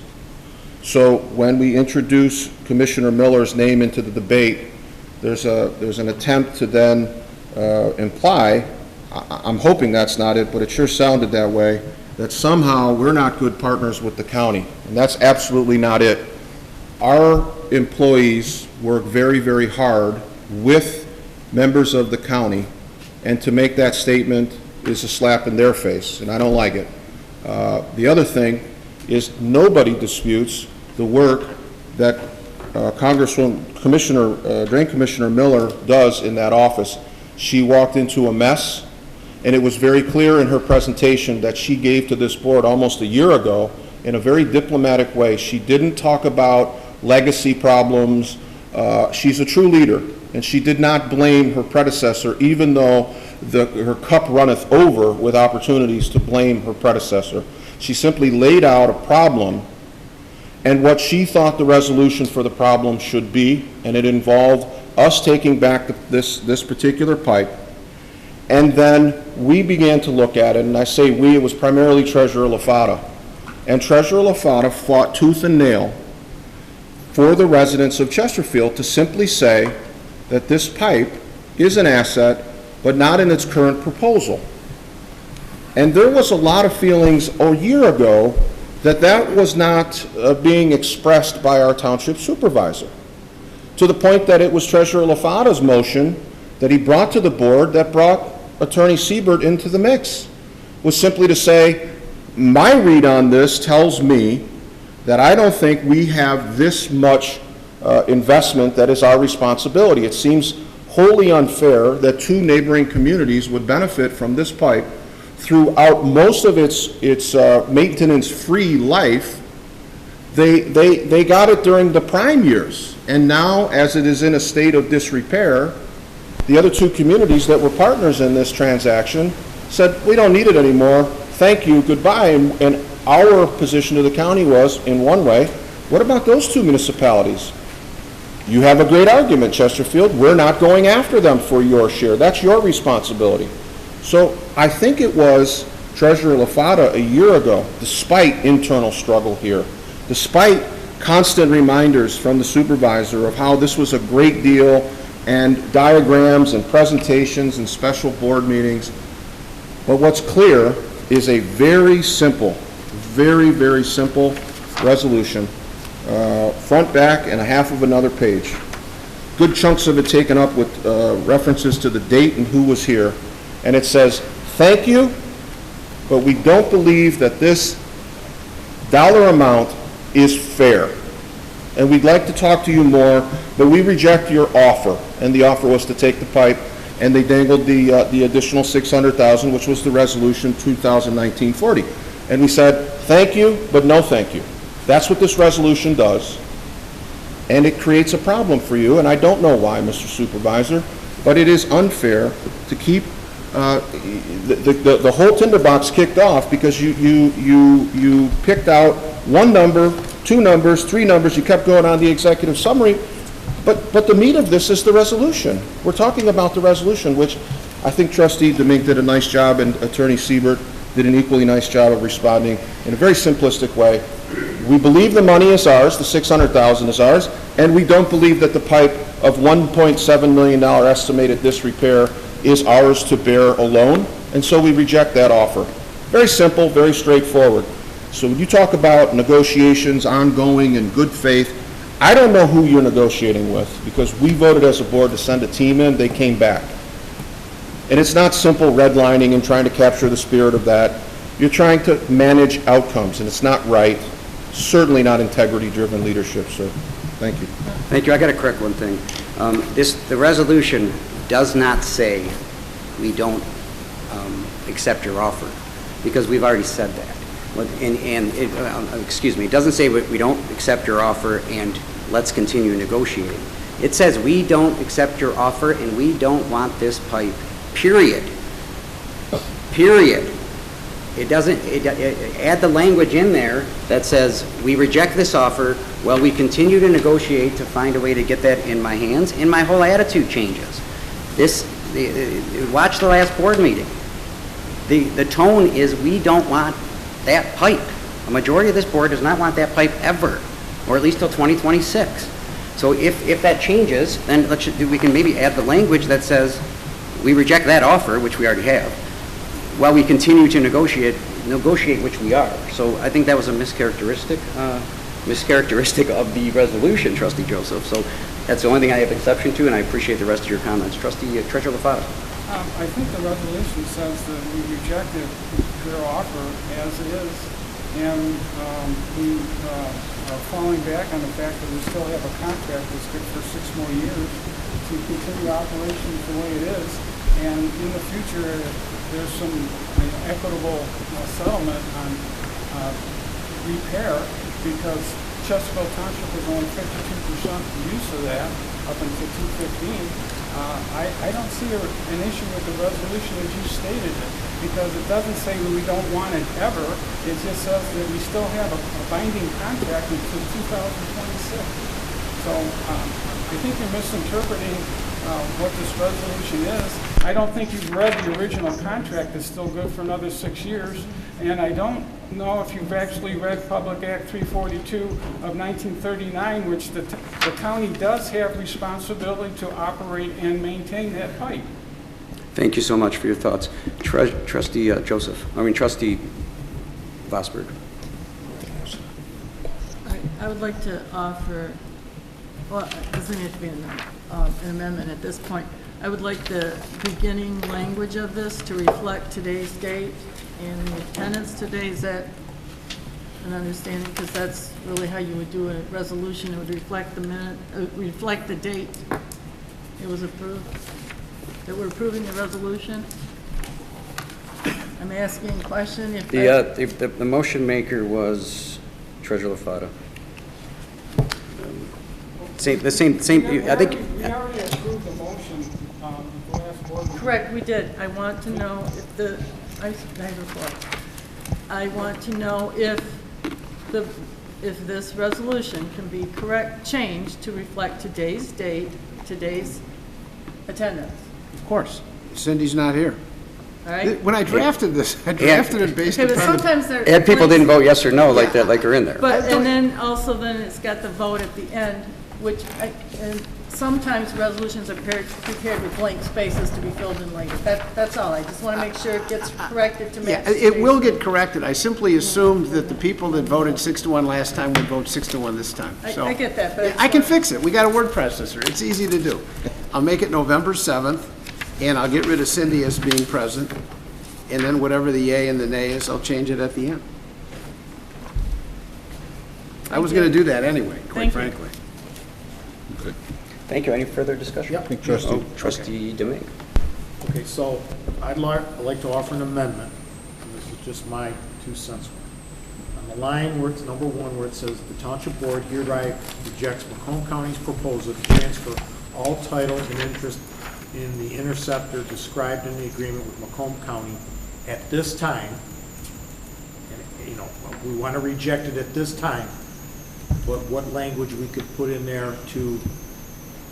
I would reject it as an as-is condition at this time. Okay, as is, but further negotiations can continue. You understand where I'm going, Dave? I do, but can I ask a question of the proposed, the line above the bold-faced type, and I think... Therefore? Yes. Okay.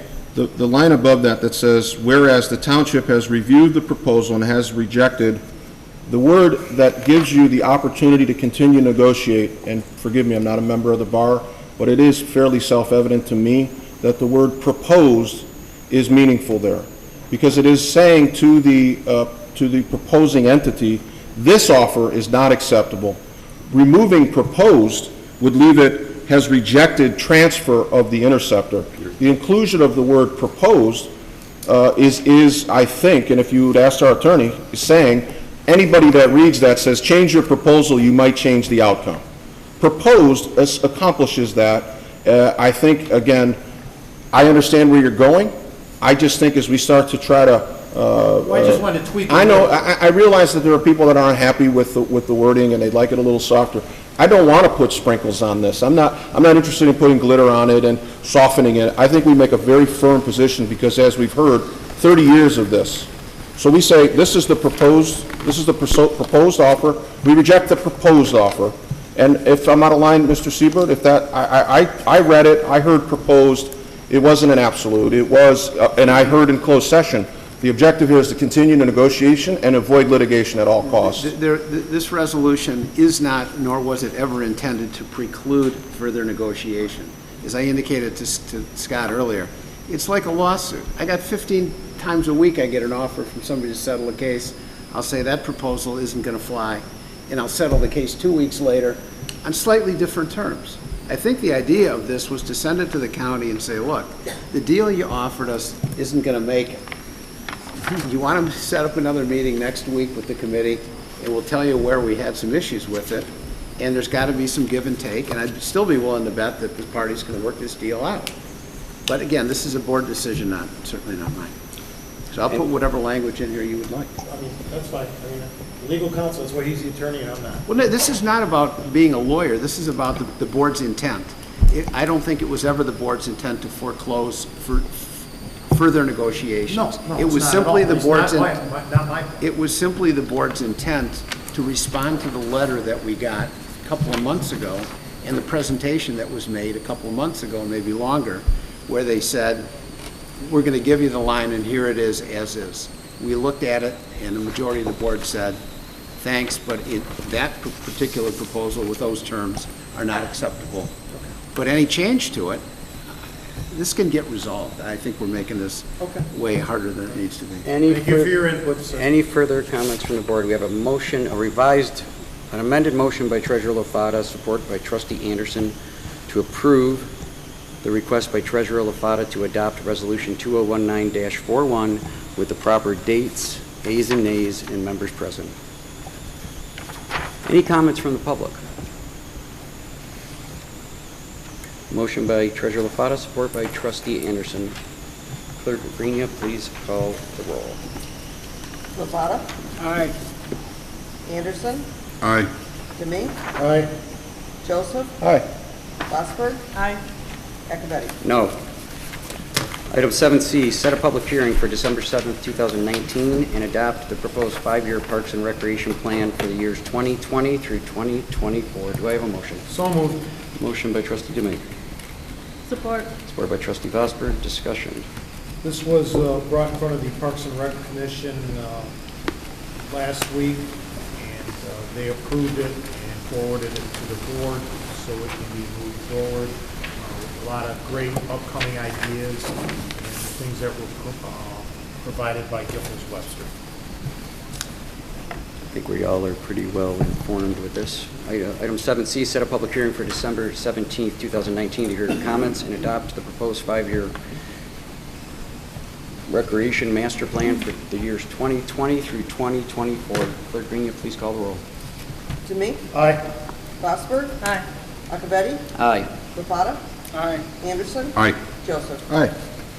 Motion passes. Item 7D has been removed from the agenda. Item 7E, consider the recommendation from the Planning Commission to approve Ordinance Number 179, amending the zoning ordinance with regard to outdoor storage, sales, and display lots. Parking lot landscaping requirements, permitted uses in general commercial C3 district related to outdoor display of vehicles, and revision regulations with respect to off-street parking space layout standards, construction and maintenance, and adding regulations regarding bollards. And that's really a mouthful. Can you shorten it up? Do I have a motion? So moved. Motion by Trustee DeBink, support by Trustee Joseph. Director Palin. Thank you. This ordinance amendment came forward. We had a site plan brought to us that we realized we had some conflicting language in the ordinance that didn't really distinguish between the outdoor display of vehicles for sale versus outdoor storage.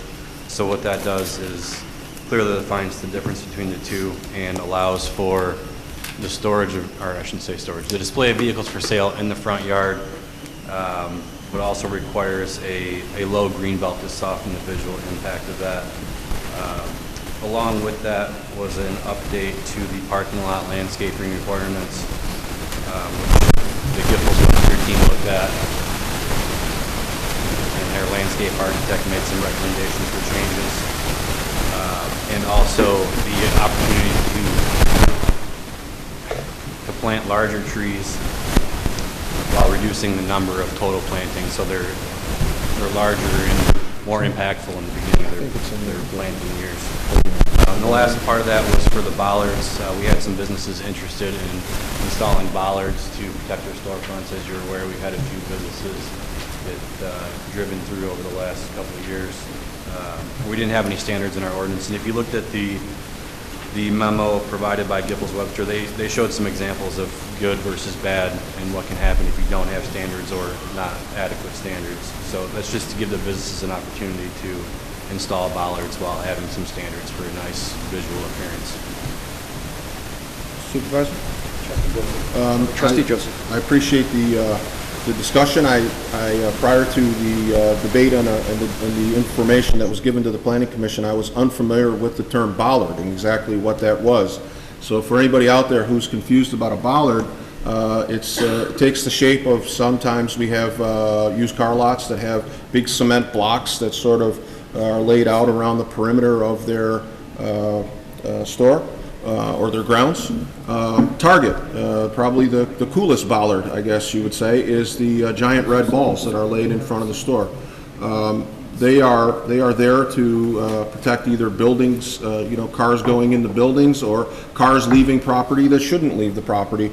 And when you start looking at them around the township, they can get pretty ugly, and they don't have to be. So this was an area where the Planning Commission, through our planning consultant, Giffords Webster, did a real nice job of laying out for us some ideas that did not present undue hardship to business, but also maintained a certain level of aesthetics in the township that I think our residents will appreciate. So from a safety and aesthetic standpoint, this was a good recommendation coming out of the Planning Commission. Any further comments on the board? This was unanimously passed out of the Planning Commission? Yes, it was. Correct, and I think it's a very good ordinance amendment. Any comments from the public? Motion by Trustee Domingue, support by Trustee Joseph to approve item 7E as stated. Clerk Green, you please call the roll. Domingue? Aye. Joseph? Aye. Bossberg? Aye. Acciavatti? Aye. Lefada? Aye. Anderson? Aye. Motion passes. 7F, consider the recommendation from the Planning Commission to approve ordinance number 180, amending the zoning ordinance with regard to building surface materials and alterations for two-family dwellings, modifying building requirements in a two-family residential district, and reduce the required parcel size for housing for elderly and senior citizens. Do I have a motion? So moved. Motion by Trustee Domingue, support by Trustee Joseph. Director Palin, maybe another quick overview. Yeah, this again came to light after some developments came forward. We realized we had some conflicting provisions. So what this essentially does is allows for a two-family development in a multiple family district while meeting the setback requirements for a typical two-family development. It also, the ordinance did distinguish for building materials for single-family, commercial, industrial, but it had a gap where it did not address two-family homes, so that adds that in there, which is a 51% brick, which will meet the rest of the multifamily district requirement. And also another part of this is for the reduction of parcel size for senior living or senior housing. The current ordinance says a minimum of 10 acres. A variance was granted for that a couple years ago, and the more interest we get, a lot of these don't have 10-acre minimum, and it's an older standard that we didn't feel is appropriate at this time. So, thank you. Any questions for Director Palin? This also had unanimous support by the Planning Commission. Thank you. Any comments from the public? We don't have a very big public today, so. Motion by Trustee Domingue, support by Trustee Joseph to approve item 7F as read. Clerk Green, you please call the roll. Domingue? Aye. Joseph? Aye. Bossberg? Aye. Lefada? Aye. Anderson? Aye. Acciavatti? Aye. Motion passes. 7G, approve a request by the Human Resources Department regarding the township's employee-provided health care as required by PA 152 for the 2020 calendar year, and adopt resolution 2019-38. Do I have a motion? So moved. Motion by Trustee Domingue, Support. support by Treasurer Lefada. Director Duchesne. Thank you, Mr. Supervisor, members of the board. Again, consistent with our practice and policies regarding the reduction in health care costs, we've implemented a number of things, including the higher deductible programs, and as I recently reported to you in the last day, attached several different reports and recognitions for the progress the board has made in all these areas. So therefore, I think it's prudent to make a recommendation to pass the resolution waiving the applicability of PA 152 pursuant to the statute. If I could do clarification, the statute requires us to do one of three things, one of which is do nothing. A majority of this board is required to do an 80-20 cost share between municipality and employer. And number three is to opt out of PA 152, which is what I believe you're asking us to do. I'm recommending the opt-out action under PA 152. Which is what we have done every year since PA 152's inception. And if I could, maybe give me some latitude forward. We were nowhere near being able to opt out several years ago, or being we didn't have any choice but to opt out. We're getting very, very close to being under hard cap with our self-insured model and our illustrative rates. And I'll be touching base more on this during the budget process. But we are very, very close to not having to opt out and just apply and be compliant with the hard cap as set on this, which huge kudos to this board and the progress that we made. But moving forward, for now, opt-out is kind of what we have to do for bargaining agreements and our current arrangement. Any comments from the board? Yeah, Mr. Supervisor, just if I may, the ability to do anything with Public Act 52 at this point is moot. There is no opportunity to vote to follow Public Act 152 without a massive problem with an unfair labor practice. We've already resolved and ratified contracts that are non-compliant with Public Act 152. So there really isn't an opportunity to do anything really with Public Act 152. You know, we've had a contentious night, and I don't want to make this a, but I think had we had some discussion about going into negotiations, which we did, 6 months ago, many of us on the board didn't even know we were in contract negotiations. If there was anything to be done with Public Act 152 and a debate about health care costs, it was at that time. Ratifying contracts and bringing a contract after we've already negotiated in good faith with unions, and then you're bringing a proposal back to the board, removes the board from any input on the direction of how we navigate healthcare costs. If we were going to take action on Public Act 152, it was prior to negotiations. That ship sailed. We don't have a vote here because if we do, we are turning over contracts that have already been signed by this board, which would be instant, problems. So it is not entirely genuine to say that we couldn't have done anything with Public Act 152. That decision was removed from the board when contract negotiations began without discussion from the board. So I'm satisfied with the contracts that I voted to approve, but it's disingenuous to say we're not in it. We have no opportunity to opt out. Right now, that's true, but it wasn't before we ratified contracts. So, and if there's continued debate on it, I'll go deeper. But this is just a no vote because legally we've already ratified contracts. You can't impose a hard cap if you've already said we're going to exceed the hard cap. So maybe if we're all in a position to do it again, we could talk about it prior to contract negotiations. Then we could have a real Public Act 152 discussion. Any further comments on the board? I will make one. You might have misunderstood me, Trustee Joseph. We started out 3 years ago before this board got to work with benefits brokers, a couple of them, and moving the model in the needle to having our average being well over double hard cap. And all I was saying is, right now we could our costs could very well be under hard cap today, and that is because of our self-funding model and the changes that we've made have cut nearly 100% out of our health insurance costs from 2016. It's very admirable. So I don't know why it's contentious.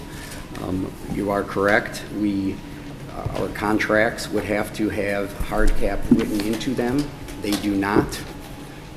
The only point I was making, the work that we did almost makes it a moot point because we're almost under that number as it is. Any further comments from the board? Just one more. I would like to be part of the we next time was my point, because the opportunity to be we was prior to negotiation. So I do appreciate that there has been a trend to try to bring our health care costs in line with Public Act 152. In this particular round of negotiations, this was really, the Public Act 152 vote is really only relevant to the board when you have the expiration of contract negotiations. Public Act 152, by statute, has to be brought before the board on an annual basis, which means in a 3-year contract, it really only means anything one time for the board's existence. If you're in the middle of a contract that is above the hard cap and the board has already approved that, Public Act 152 vote is irrelevant. You have to exempt yourself to exceed the hard cap. My point was, I appreciate that we're bringing it down, and I credit our employees for the way that they've handled negotiations and our team. My issue is, if we were going to do anything with 152, it's not true to say we had no opportunity. We had it, just waved goodbye to us because we didn't get a chance to weigh in on negotiations. Any further comments on the board? I will not respond just because I don't think it would be helpful. A motion by Trustee Domingue, supported by Treasurer LaFata, to approve item 7G to approve item 7G with the opt-out option and adopt resolution 2019-39. Clerk Green, you please call the roll. Domingue? Aye. LaFata? Aye. Acciavatti? Aye. Anderson? Aye. Joseph? Aye. Bosberg? Aye. Motion passes. Item 7H, approve ratification of a 3-year labor agreement for 2020 through 2022 between Chesterfield Township and Police Officers Labor Council, Command Officers, as tentatively agreed to by the parties and ratified by POLC Command membership on October 8, 2019. Do I have a motion?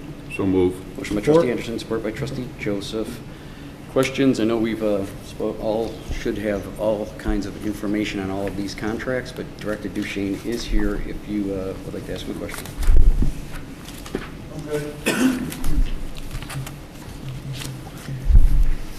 Thank you, Director Duchesne, and to our police officer, command officers group. A motion by Trustee Anderson, support by Trustee Joseph, to approve item 7H as stated. Clerk Green, please call the roll. Anderson? Aye. Joseph? Aye. Domingue? Aye. Bosberg? Aye. Acciavatti? Aye. LaFata? Aye. 7I, approve ratification of 3-year labor agreement for 2020 through 2022 between Chesterfield Police Officers Labor Council Clerical Unit as tentatively agreed to by the parties and ratified by POLC Command membership on October 4th, 2019. Do I have a motion? So moved. Motion by Trustee Joseph, support by Trustee Bosberg. Discussion. Motion by Trustee Joseph, support by Trustee Vosberg, to approve item 7I as stated. Clerk Green, please call the roll. Joseph? Aye. Bosberg? Aye. Acciavatti? Aye. LaFata? Aye. Anderson? Aye. Domingue? Aye. Motion passes. Thank you. 7J, approve the recommendations of the Network IT Support Service QBS team to enter into a 1-year agreement with High Tech Services for their 24-hour Pro plan with pricing options of 4 additional 1-year increments. The first 1-year agreement will be at a cost of $119,000 from account 101-265-934. Do I have a motion? Move to approve. Motion by Treasurer LaFata. Support. Support by Trustee Domingue. Questions for Deputy Clerk Clark? Oh, Deputy Treasurer Clark. I apologize. The QBS team bidded this out. We opted for 24 hours. We currently now have 12. So it is going to have our engineer on site for 12 more hours. We also opted for their Pro plan, which will, the little things that he is assigned to do as far as checking the backups, things like that, we won't be charged off of his time here. So, which gives us a better support here on site, where he can address issues for laserfish. We have cameras now that we are bidding out, doors. We have the AV, he can help with the audiovisual. So we will use his, he's a level 3 engineer, which is a higher level engineer. Their level 1 engineers will do the smaller jobs remotely for us. So this will give us more support on site. Questions for Deputy Treasurer Clark? Comments from the public? Motion by Treasurer LaFatta, support by Trustee Domingue to approve item 7J as stated. Clerk Green, please call the roll. LaFatta? Aye. Domingue? Aye. Acciavatti? Aye. Anderson? Aye. Joseph? Aye. Fosberg? Aye. Thank you. Motion passes. Thank you. 7K, approve a recommendation by Public Works to purchase two 3/4-ton GMC 2500 trucks from Todd Wenzel Buick GMC at a total cost of $81,340 from GL 590000148. So moved. Motion by Trustee Domingue. Support. Support by Trustee Vosberg. Assistant Director Johnson is here. If you have any questions, in the packet. Treasurer LaFatta. I noticed in the costing for the vehicle that there's about $10,000 in there for snowplow equipment. Is that correct? Yes.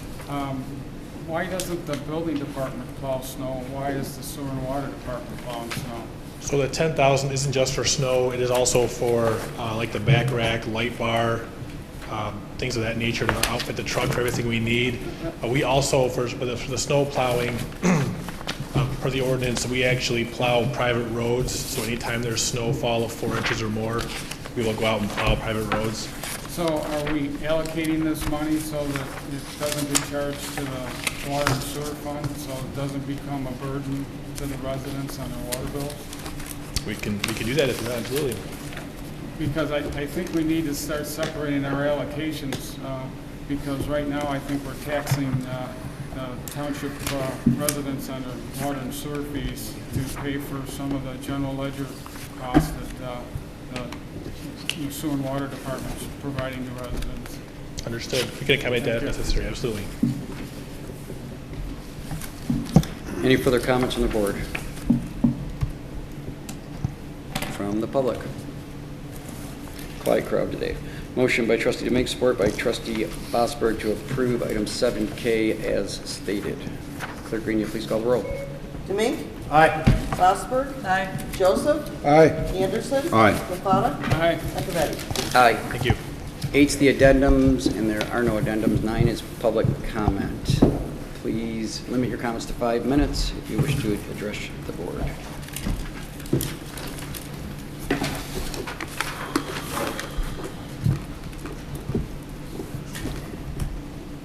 Joe Catich, I live on Sutton.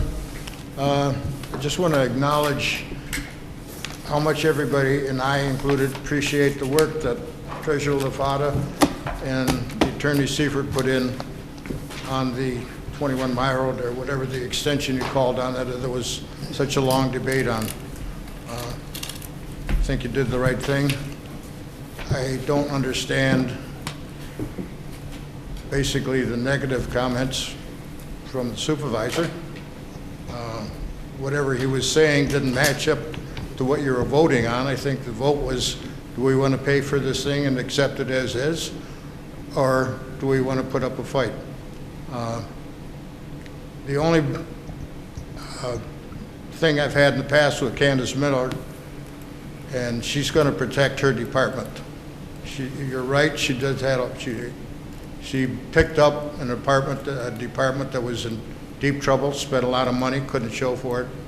That came out at the initial meeting she had in trying to get the $76 million for the mid where it collapsed on 15 Mile Road.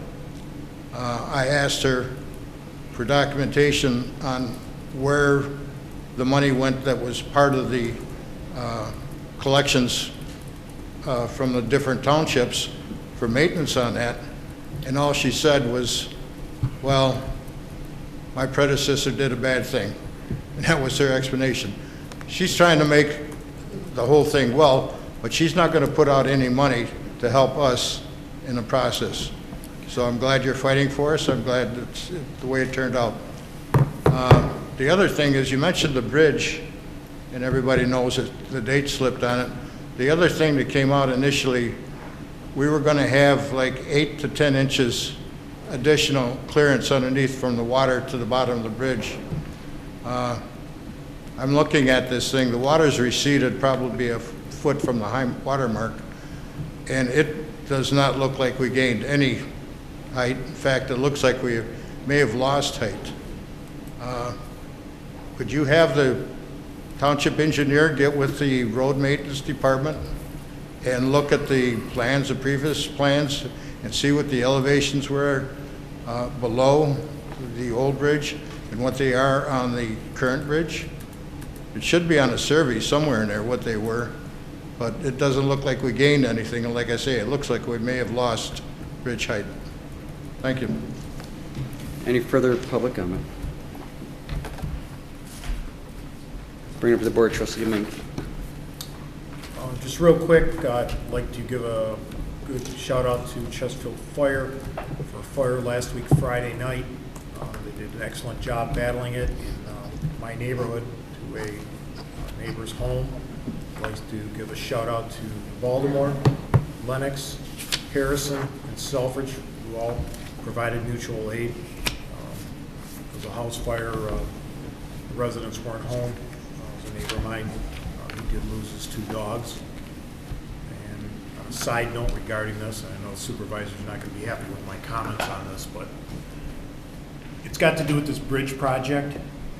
And I feel that the contracting company could have made an emergency lane along Jefferson on the north end, so it could have gained a quicker access to certain streets of Meldrum, Salt River, Point Lakeview, and Lakeview and Chamberlain. Fire department did a great job getting there. They got there in a great amount of time, but when the other departments had to respond, Director Kirsten had to send a car up on Jefferson to get them back in there because it's a maze to get back in there now with the road closed. But you got a 4-lane roadway up there right now with all new concrete. You got all kinds of equipment up there. They still could have left the roadway barricaded off, which is, I've got no problem with that. But they could have made an emergency lane that emergency responders, PD, FD, or an ambulance could have got in there 2 or 3 minutes quicker. That's my comments to that.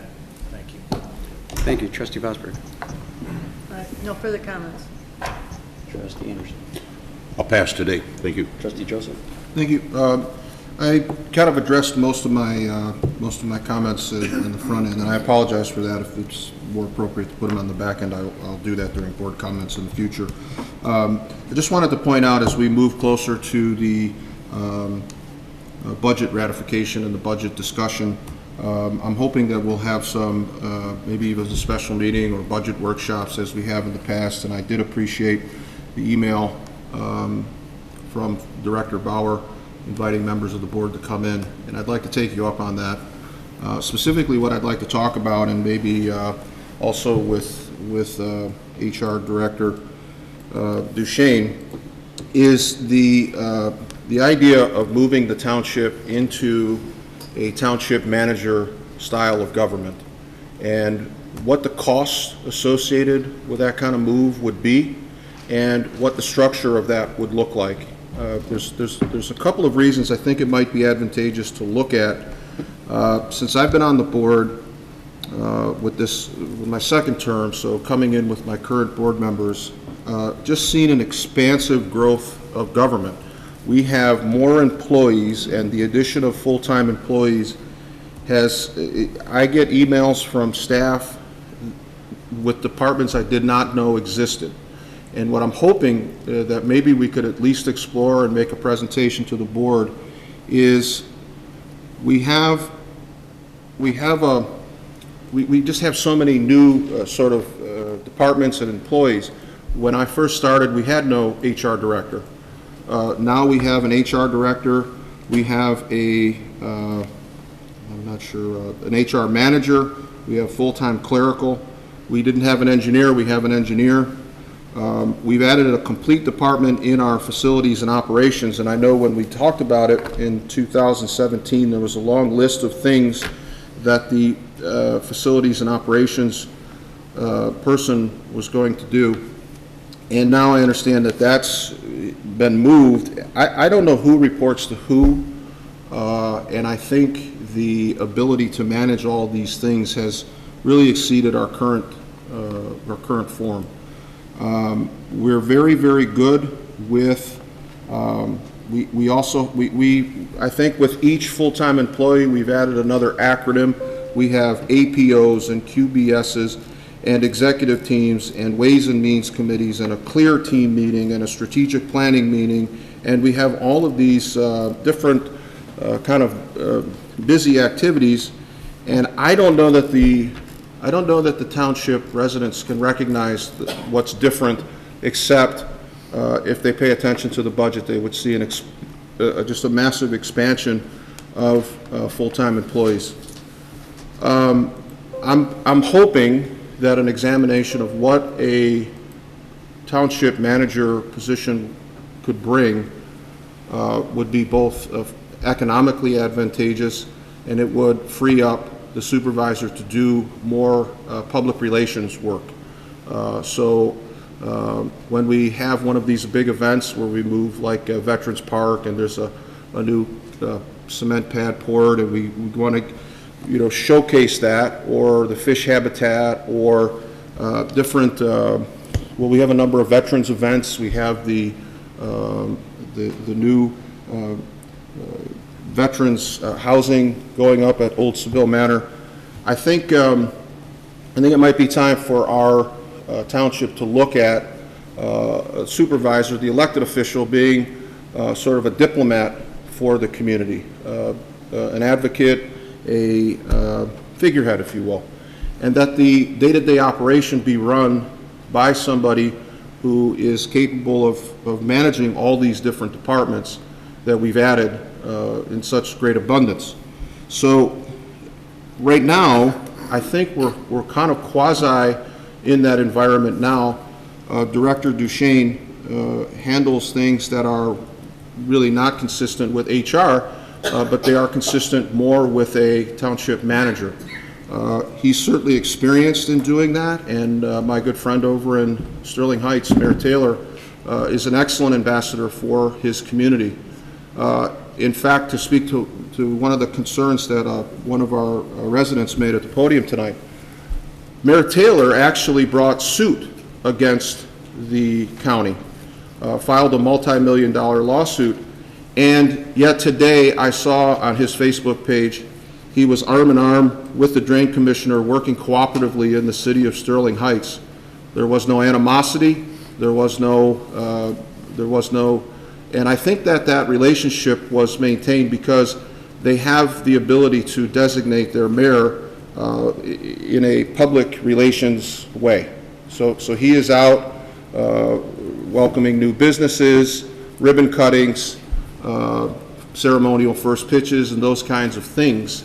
And I think that what we might look to do, at least explore it from a board standpoint, is to look at the cost associated with that. Certainly there would be additional revenue required for a township manager, which I think, I don't know legally if we could do it in this year's budget, but certainly moving forward with the next board, if I'm fortunate to be there, is to have the salary of a figurehead supervisor commensurate with that and allow the day-to-day operations to be managed by the township manager. As I said, we have somebody in-house who has successfully done that in a community significantly larger than ours, and I would argue is doing it now anyway. Mr. Duchesne is involved in a number of things, police, fire. He was part of the negotiation team that went over and negotiated with Commissioner Miller on this pipe. So in essence, we're doing it anyway. He's here every day. I never have a problem getting a hold of him. I can just go right to his office, and he's usually in there working on something. So I think it's worthwhile to explore. Ms. Bauer, I would, I'm sorry, I would address that to you. I would like to talk to Ms. Bauer and accept her invitation that she put out to all the board members to come in and talk about this and then bring something back to the board for consideration. Thank you. Thank you, Treasurer LaFauda. I'd like to congratulate Vicki Bauer and Jonathon Palin on their accomplishments, their achievements. Today I was kind of surprised.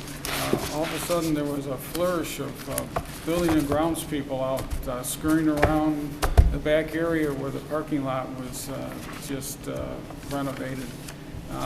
Couldn't understand why until I found out that there's a WJR Veterans event tomorrow morning. I was kind of surprised that nobody here in the offices knew anything about it. You would think that if we're having an event like that, they'd put it out to the residents. The other thing is I think we had some kind of an agreement with James P. Contracting to do the restitution around the sidewalks and everything else that was dug up. So I hope the township is going to look at getting compensated, but I've never seen a group of people come out so fast and do something. So I think if somebody needs to get something done, the best way to do it is have a special event coming up, and then you might get something done around township offices. Thank you. Thank you. Overall, I think a pretty good meeting compared to ones in the past. We actually had some very little legitimate debate and discussion. One thing I would ask is the personal attacks and the misinformation just needs to stop. And they happen, I feel like they happen to me quite a bit. Paul, you asked about 10 questions. I'm going to answer one of them about PA 342. Have I read it? Yes. And I've also read the Drain Code 20, the Drain Code 24. I got a 100-page research here of information of where that money came from back to 1968. Like, if we worked together, if we actually communicated, we would do a lot better. We really would as a community. It's clear that we don't. I will try to do better. As much as I can only reach out my hand so much, and you have to actually want to work with me. And it's pretty clear that a lot of members of this board don't. As for the changes to the org chart, I am open to any and all changes to our organizational chart or our processes, our procedures, and we've done a lot. The growing government mantra, and I don't mean to even say it like that, is a falsehood. We are providing more service for less money. You look at it, the cost of your government.